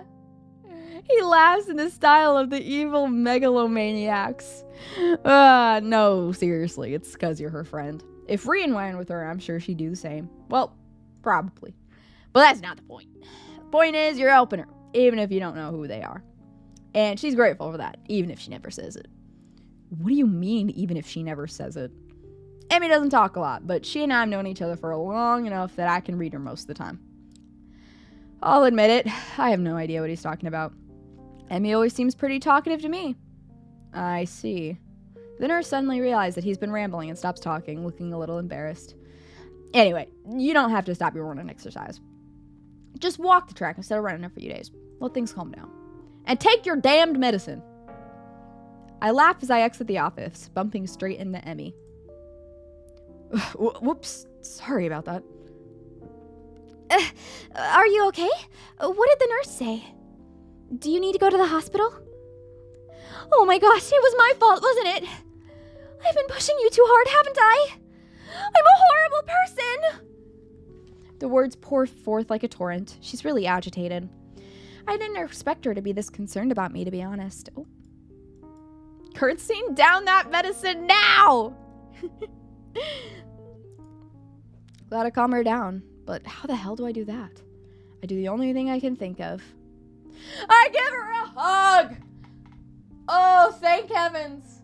Thank the Lord. Oh my god, thank the Lord, he's making a move. Holy crap, he doesn't know he's making a move, but he's making a move, so that's the good thing. I give her a hug. Emmy tenses up slightly, so I pat her head in what I hope is a reassuring manner. Hey, settle down. I'm fine, okay? No worries. I can feel Emmy's body relax as I continue to assure her I'm fine. Her arms wrap around me, as if she's trying to confirm that I'm not about to fall over dead. I catch a whiff of her hair. It smells like sweat, or how adrenaline should smell. It's that scent of activity. She's a sweaty girl. We love sweaty, smelly women. And a hint of strawberries. From hair shampoo, I suspect. I just need to remember to take my medicine. That's all. Don't worry about it. It's not your fault. You're sure? Her voice is muffled because at the moment her face is pressed into my chest. Yeah, I'm sure. I just need to take it a little easy for the next few days. It suddenly occurs to me how close the two of us are. It also occurs to me how nice being this close feels. I can feel Emmy's heartbeat calming down, and I have to resist the urge to rest my chin on this one. It's so cute! It's so cute! Why? Oh my goodness, they're so cute! Ah! It's so cute. She's getting more than just the jacket smell. What? I feel Emmy's heartbeat calming down. Okay, I already read that. Thank goodness. You really had me worried there, Hisao. Emmy, you gonna come in here anytime soon? Oh, I'm sorry. Was I interrupting? The two of us spring apart as if the other just caught on fire. Emmy brushes her hair back nervously and laughs. Of course not. I'll, see you later, okay? Oh, and, Hisao? Yeah? Take your damn medicine! This last phrase is punctuated by a punch to the shoulder. Yeah, I'll remember. See you later. No, there's a meme about guys pushing a girl's face in their chest, but that's dumb. Real guys rest their head on the girl's head. Is this true? Can someone confirm? But Emmy is also really short, so I don't know if that would work. This nurse smiles again like he's in on some joke I don't know about and waves to me as I head from my room. I feel burning in my cheeks. I need a shower, a cold one. If the thoughts running through the head are now any indication. She was really soft. My pills are waiting for me when I make it back to my room. I swallow them without a second thought. I don't know why I didn't think of waiting until after she runs to take them. For some reason, I figured it was when I woke up or not at all. But no, they seem to be only taken every 24 hours. The exact time of day doesn't factor into it. My thoughts drift back into the hug in the hallway. It's weird. You expect someone to smell foul after a run, but for some reason, Emmy smelled right. That tinge of sweat just seemed to fit her. I really gotta fucking shower. Emmy pushing her into Hisao's chest is also perfect. I want that. Oh my goodness. I'm so happy. Emmy and Hisao are so cute. It's strange that it feels so natural for me to go up to the roof these days. I would have never done such a thing at my old school. In those days, I liked to eat alone. Well, no, that's not quite true. Though I like to sit alone, I also like to watch people. I always figured that was the sort of person I was, but it appears I was wrong. Then again, I also thought I was the sort of person who had a normal heart, so there you have it. I guess I don't know myself that well. Now that I'm on the roof, so that I can have lunch with a couple people. And they are both girls, which is even stranger. Oddly enough, I feel closer to Emmy and Rin than I felt to anyone at my old school. Somehow I get the feeling that they'd at least visit me if I wound up in the hospital. Oh, that's rough, right? Because hardly anyone started visiting him after a while. Man. I focus on the view from the roof, banishing such thoughts from my head. There's a light breeze blowing, and the sun is shining high in the sky. The sky itself is a deep blue, with hardly a cloud in it. It's gotten pleasantly warm, and I sit down to wait for my friends. I close my eyes as I enjoy the feeling of sun seeping onto my skin. I think we've been listening to Lou's music. Fuck! My bad. I'm sorry. I had it... Here you go. I'm so sorry. I had it turned up, I'm so sorry. I had it turned on when I went to go BRB. Oof, I'm sorry. I fixed it. My bad. Oh, he's falling asleep. Narcolepsy. Voices intrude upon the edge of hearing. Seems to have fallen asleep on us, Reen. Enlighten us. Was it quality? Yeah, it was good. Yeah, it was good. Maybe he's faking to lull us into a false sense of security. Why would he do that? No idea. Still, you make a good point. We should kick him or something to make sure he's really asleep. Huh? What? It worked. Emmy looms over me like only a short girl can, peering at me intently. Oh, you're awake. I guess we don't have to kick you then. Was it part of your master plan? What are you talking about? Emmy shrugs, her twin tails bouncing with the motion. I'm not sure either. You must be pretty tired to fall asleep out here. Although it is pretty comfortable, I suppose. She plops down next to me and begins to eat. Rin sits opposite from the two of us, a move which only makes me more aware of the girl sitting next to me. If I didn't know any better, I swear Rin did it on purpose! I concentrate on my food, trying to tune out the majority of the conversation that Rin and Emmy are having. Despite my best efforts, however, I still find myself glancing over at Emmy whenever she speaks. I notice how she purses her lips when she's thinking about something, squinting slightly as if that would improve her thinking ability. Rin says something that makes Emmy laugh, and I notice, perhaps for the first time, how she laughs with her whole body racking back and forth, head thrown back, almost like she's about to fall over. I probably look like a creep. It's about this time I realize Emmy's looking at me with her voice raised so slightly, so she's probably about to ask me a question. Huh? Sorry, I kinda zoned out for a moment there. Emmy rolls her eyes, which a slight quirk of the eyebrow is the only sign that Rin's even paying attention. I said, did you get a career survey in your class too? You know, one of those, what do you want to do after high school things? I don't think so. Maybe we'll get one tomorrow. What are you going to put down? That is a really good question. I guess I always figured I'd go to college after high school, but I have no idea what I'd do once I get there. And with the heart attack and all, I've been really concentrating on each day as it came rather than making long-term plans. So I suppose I can safely start planning again ahead then. I've always liked having at least a vague plan for my future, so it'll be nice to come up with one again. Of course, that doesn't change the fact that right now I've got absolutely no clue. I always kind of assumed I'd figure it out in college, that or I'd just become a salaryman. That's pretty popular. But do I really want to? It's a tough question. I guess I don't really want to do anything. You don't sound very excited about that one, do you? She laughs as she says this, and I'm caught up in her laugh again. So grillish, high and giggly, like a, well, pardon the cliche, but a babbling brook. Bubbles out of her, starting in her belly and working its way up her throat. I can't help but laugh myself. It's infectious. Yeah, I guess I'm pretty unhappy with the salaryman idea, but to be honest, I haven't given much thought to the future recently. Suppose that, these days, I've been more concerned with living one day at a time. Emmy considers this for a moment and grins.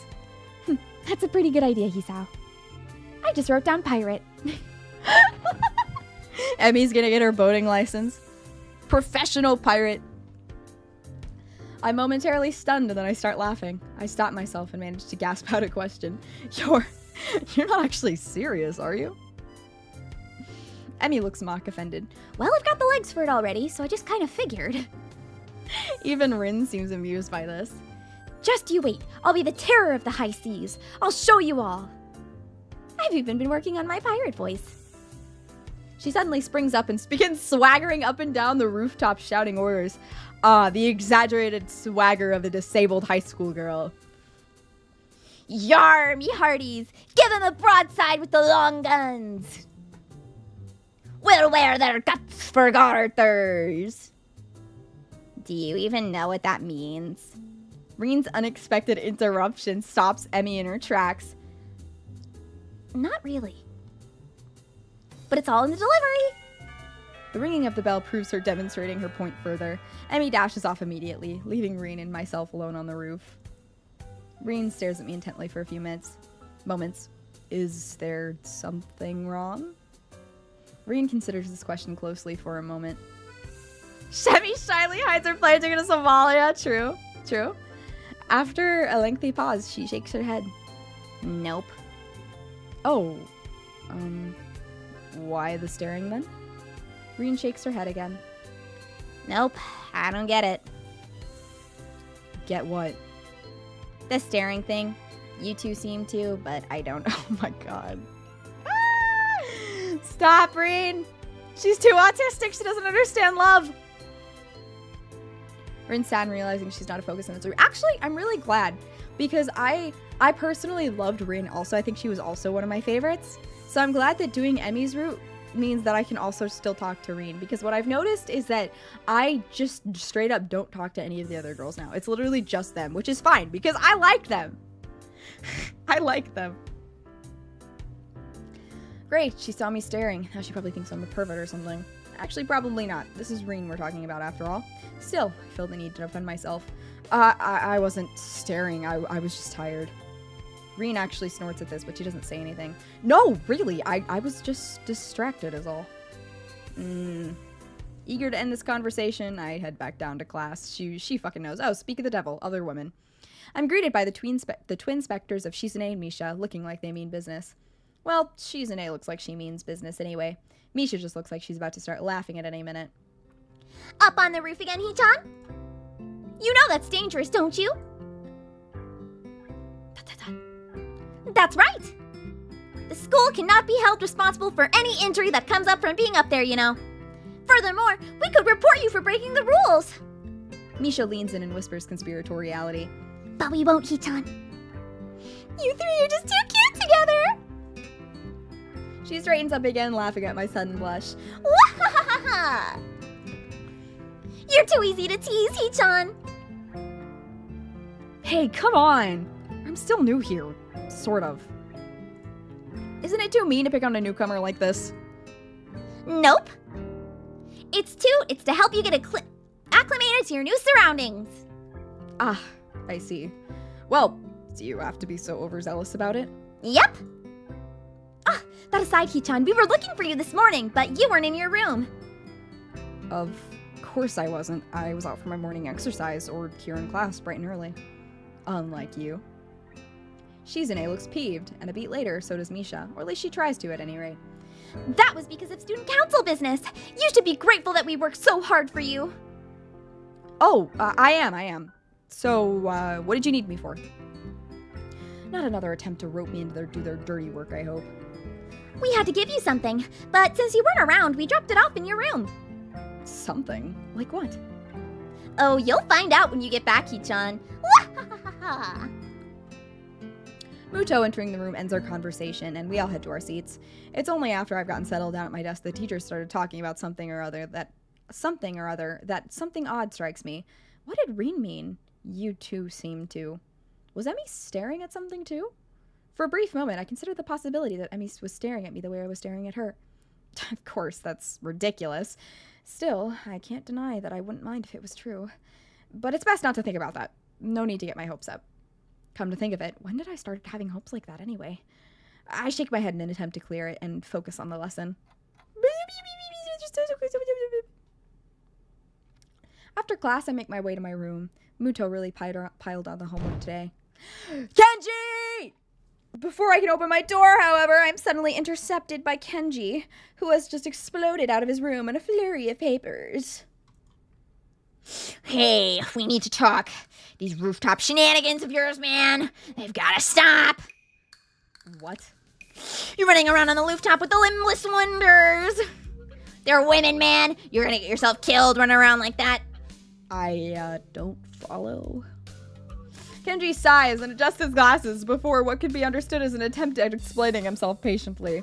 Look, we're friends, so I'm telling you this for your own good. But if I were going to kill someone, I'd do it by throwing them off the roof and making it look like an accident. And even if I thought about it, you can be sure that they've thought about it too. They're crafty, almost as crafty as I am. I see. Good! I'm glad we had this chat. Loan me 500 yen. I'm sorry? I need to get a drink, man. I've been inside all day and tap water's been compromised, as I'm sure you know. Imagine calling two disabled girls alone. I know, right? So I need to stock up on something canned, got it? But to do that, I need 500 yen. And since I just saved your life with my timely advice, you can at least spare me 500 yen. You know, if it'll make him go away, 500 yen is a bargain. I hand the money over to Kenji, who then nods and thanks and dashes off down the hallway. But not before he locks his door. What an exhausting person. I better go, in case he changes his mind. As I close my door, my heel taps against something lying on the floor. It's a brightly colored rectangle of paper. Ah, this must be the something Misha mentioned before. Probably a student council leaflet she slid under the door. However, when I pick it up, I find that I couldn't have been more wrong. Someone actually wrote me an old-fashioned, handwritten paper letter. Who bothers doing something like that in this day and age anyway? Yet, as unlikely as the prospect of receiving one sounds, this is definitely a letter that I have in my hands. I was planning on finishing homework, getting some dinner, and going to bed in order to be ready for tomorrow morning's run. However, the letter naturally caught my interest. I sit at my desk to examine it more properly. This is the first piece of mail I've received here at Yamaku, so it feels special even if it wasn't something as rare as a handwritten letter. What causes me even more intrepidation is the name of the sender written neatly on the back of the envelope. Iwanoko. Oh, isn't that the girl that confessed to him in the beginning? Oh shit. I have no idea why she would write to me. I haven't been in contact with anyone from my old school since I transferred, and Iwanoko was the last person I'd want to write me a letter. The last time I saw Iwanoko was terribly awkward. Embarrassingly so. She came to my hospital room, peeled an apple for me out of courtesy, and then we practically sat in silence for half an hour. She said goodbye and didn't look at me in the eye when she closed the door. It might have been a natural end to the series of visits that were probably pretty painful for both of us. Every time she visited me in the hospital, I wanted to talk to her, but something stopped me every time. Every time that I didn't speak made the next time even harder. She looked so guilty that I didn't want to say anything that might upset her, and I could never figure out the right words to say. I think Iwanoko blamed herself for my heart attack. That's ridiculous, of course, but knowing it and believing it are two very different things. I told her it wasn't her fault, and she nodded, and I think she understood that if it hadn't been that, then sooner or later something else would have made my heart give out. Yet she looked so hopelessly sad every time she opened the door and entered my room. So I never managed to say the things I wanted to say. In the end, that might have hurt her even more. Oh, so sad. I carefully open the envelope and draw out the folded letter from within. Dear Hisao, how are you? I hope you're well and happy at your new school. Everyone here misses you. Almost all of our second-year class got put together in Class 3-1 for the final year, so we're pretty comfortable right from the beginning of the year. I'm pretty sure you would have been assigned to this class as well. The mood among the third year seems to be anxious about the final exams, even though they are so far away. The teachers are badgering us about it all the time. Even the old Mr. Tachibana, who is, by the way, our homeroom teacher this year. Would you believe that?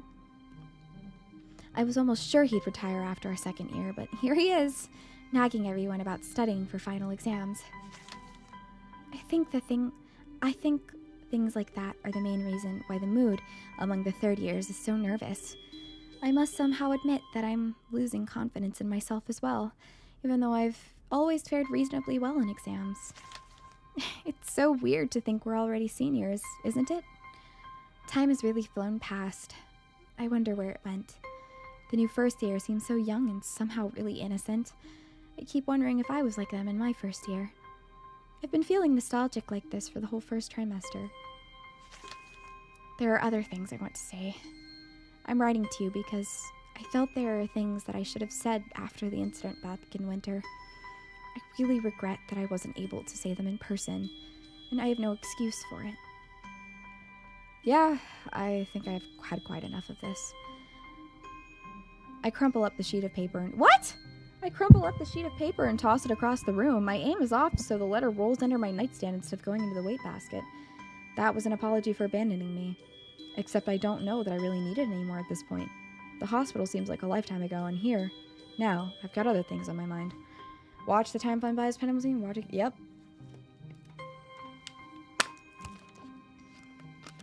Oh, I need water. Hold on.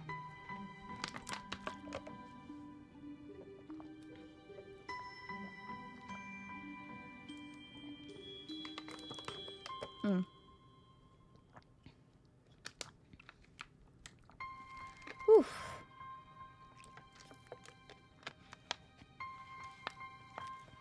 Wow, Hisao is so rude, yeah. The hospital feels like a lifetime ago, and here, now I've got other things on my mind. Emmy, for starters. It wasn't great to be abandoned during my stay, but it's not something I'm worried about anymore. In fact, I hadn't even thought about the hospital in what feels like forever until this letter came in. It's almost annoying to have received it. I've gotten my exams to study for myself. No time for the past. Now, about that homework. Ugh. My voice is really hurting.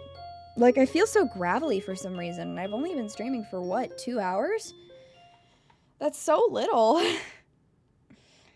So, what's the plan for today anyway? I'm waiting patiently in the hallway of the girls' dormitory just outside Emmy and Reen's rooms. I think he's just done with the past. Sounded like he wasn't really happy with how anyone reacted to his heart attack, and I assume he isn't happy with Iwanoko still. True.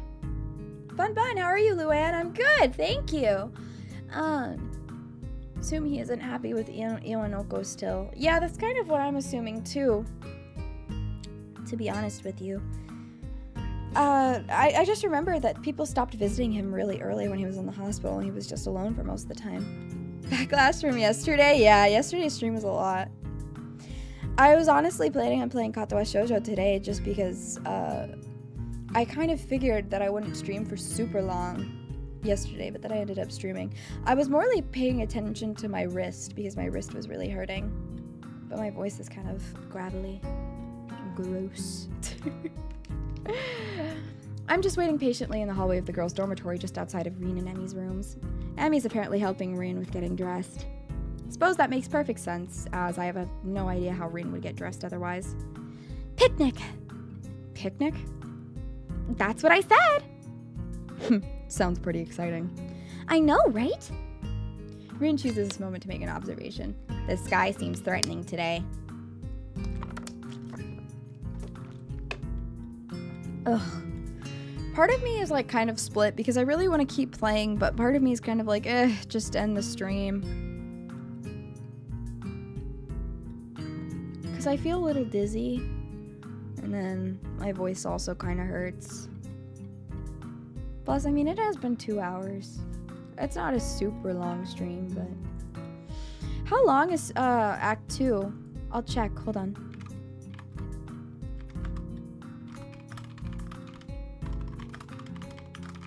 Because what I really wanted to do is play through the entirety of Act 2 today, but I don't know if that will be possible.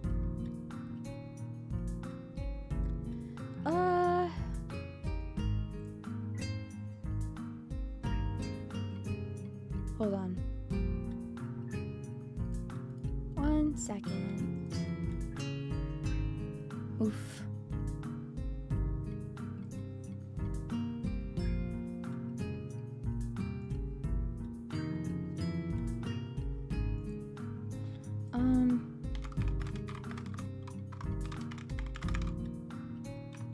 That's not what I'm looking for.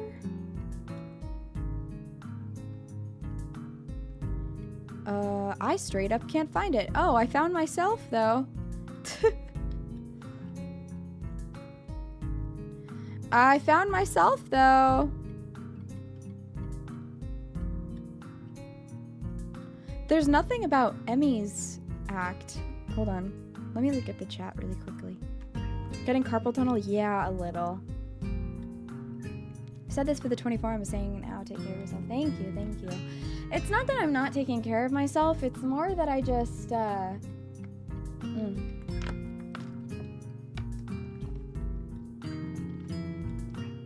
It's more that I just, my voice is hurting a little. But, I don't know. From memory, Lou, none of the routes in this game are actually very long. Might be smart to not make streams too long. I see. It just felt very long, because that was about, what, 5 hours for the rest of Act 2?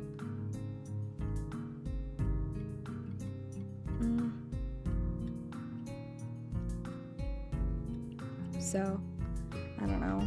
But I can't find anything. There's a lot of people that will upload, like, videos and stuff, but there's nothing that's, like, a full comprehensive thing, I don't think. I don't really feel that great, to be honest. Ugh, I think I might just call it, to be honest. I feel really bad because I kind of wanted to stream for longer today, but my voice isn't really having it, so I apologize. Oh, man. Are you guys okay with that? I don't know how long this next chapter is, but I feel like my hand is really hurting and my voice is really hurting, so I think I'm just gonna have to chill out and rest. Which is weird, because I didn't even talk after yesterday's stream, but I guess I did stream for a very long time yesterday, so...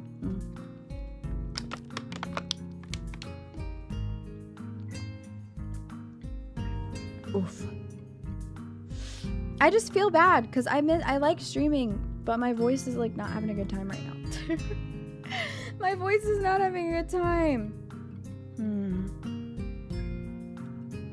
Yeah, okay. I think I'm just gonna save here and cut it a little bit short. I'm sorry. I think either maybe we can play KATAWA SHOUJO again on Friday, or we can finish.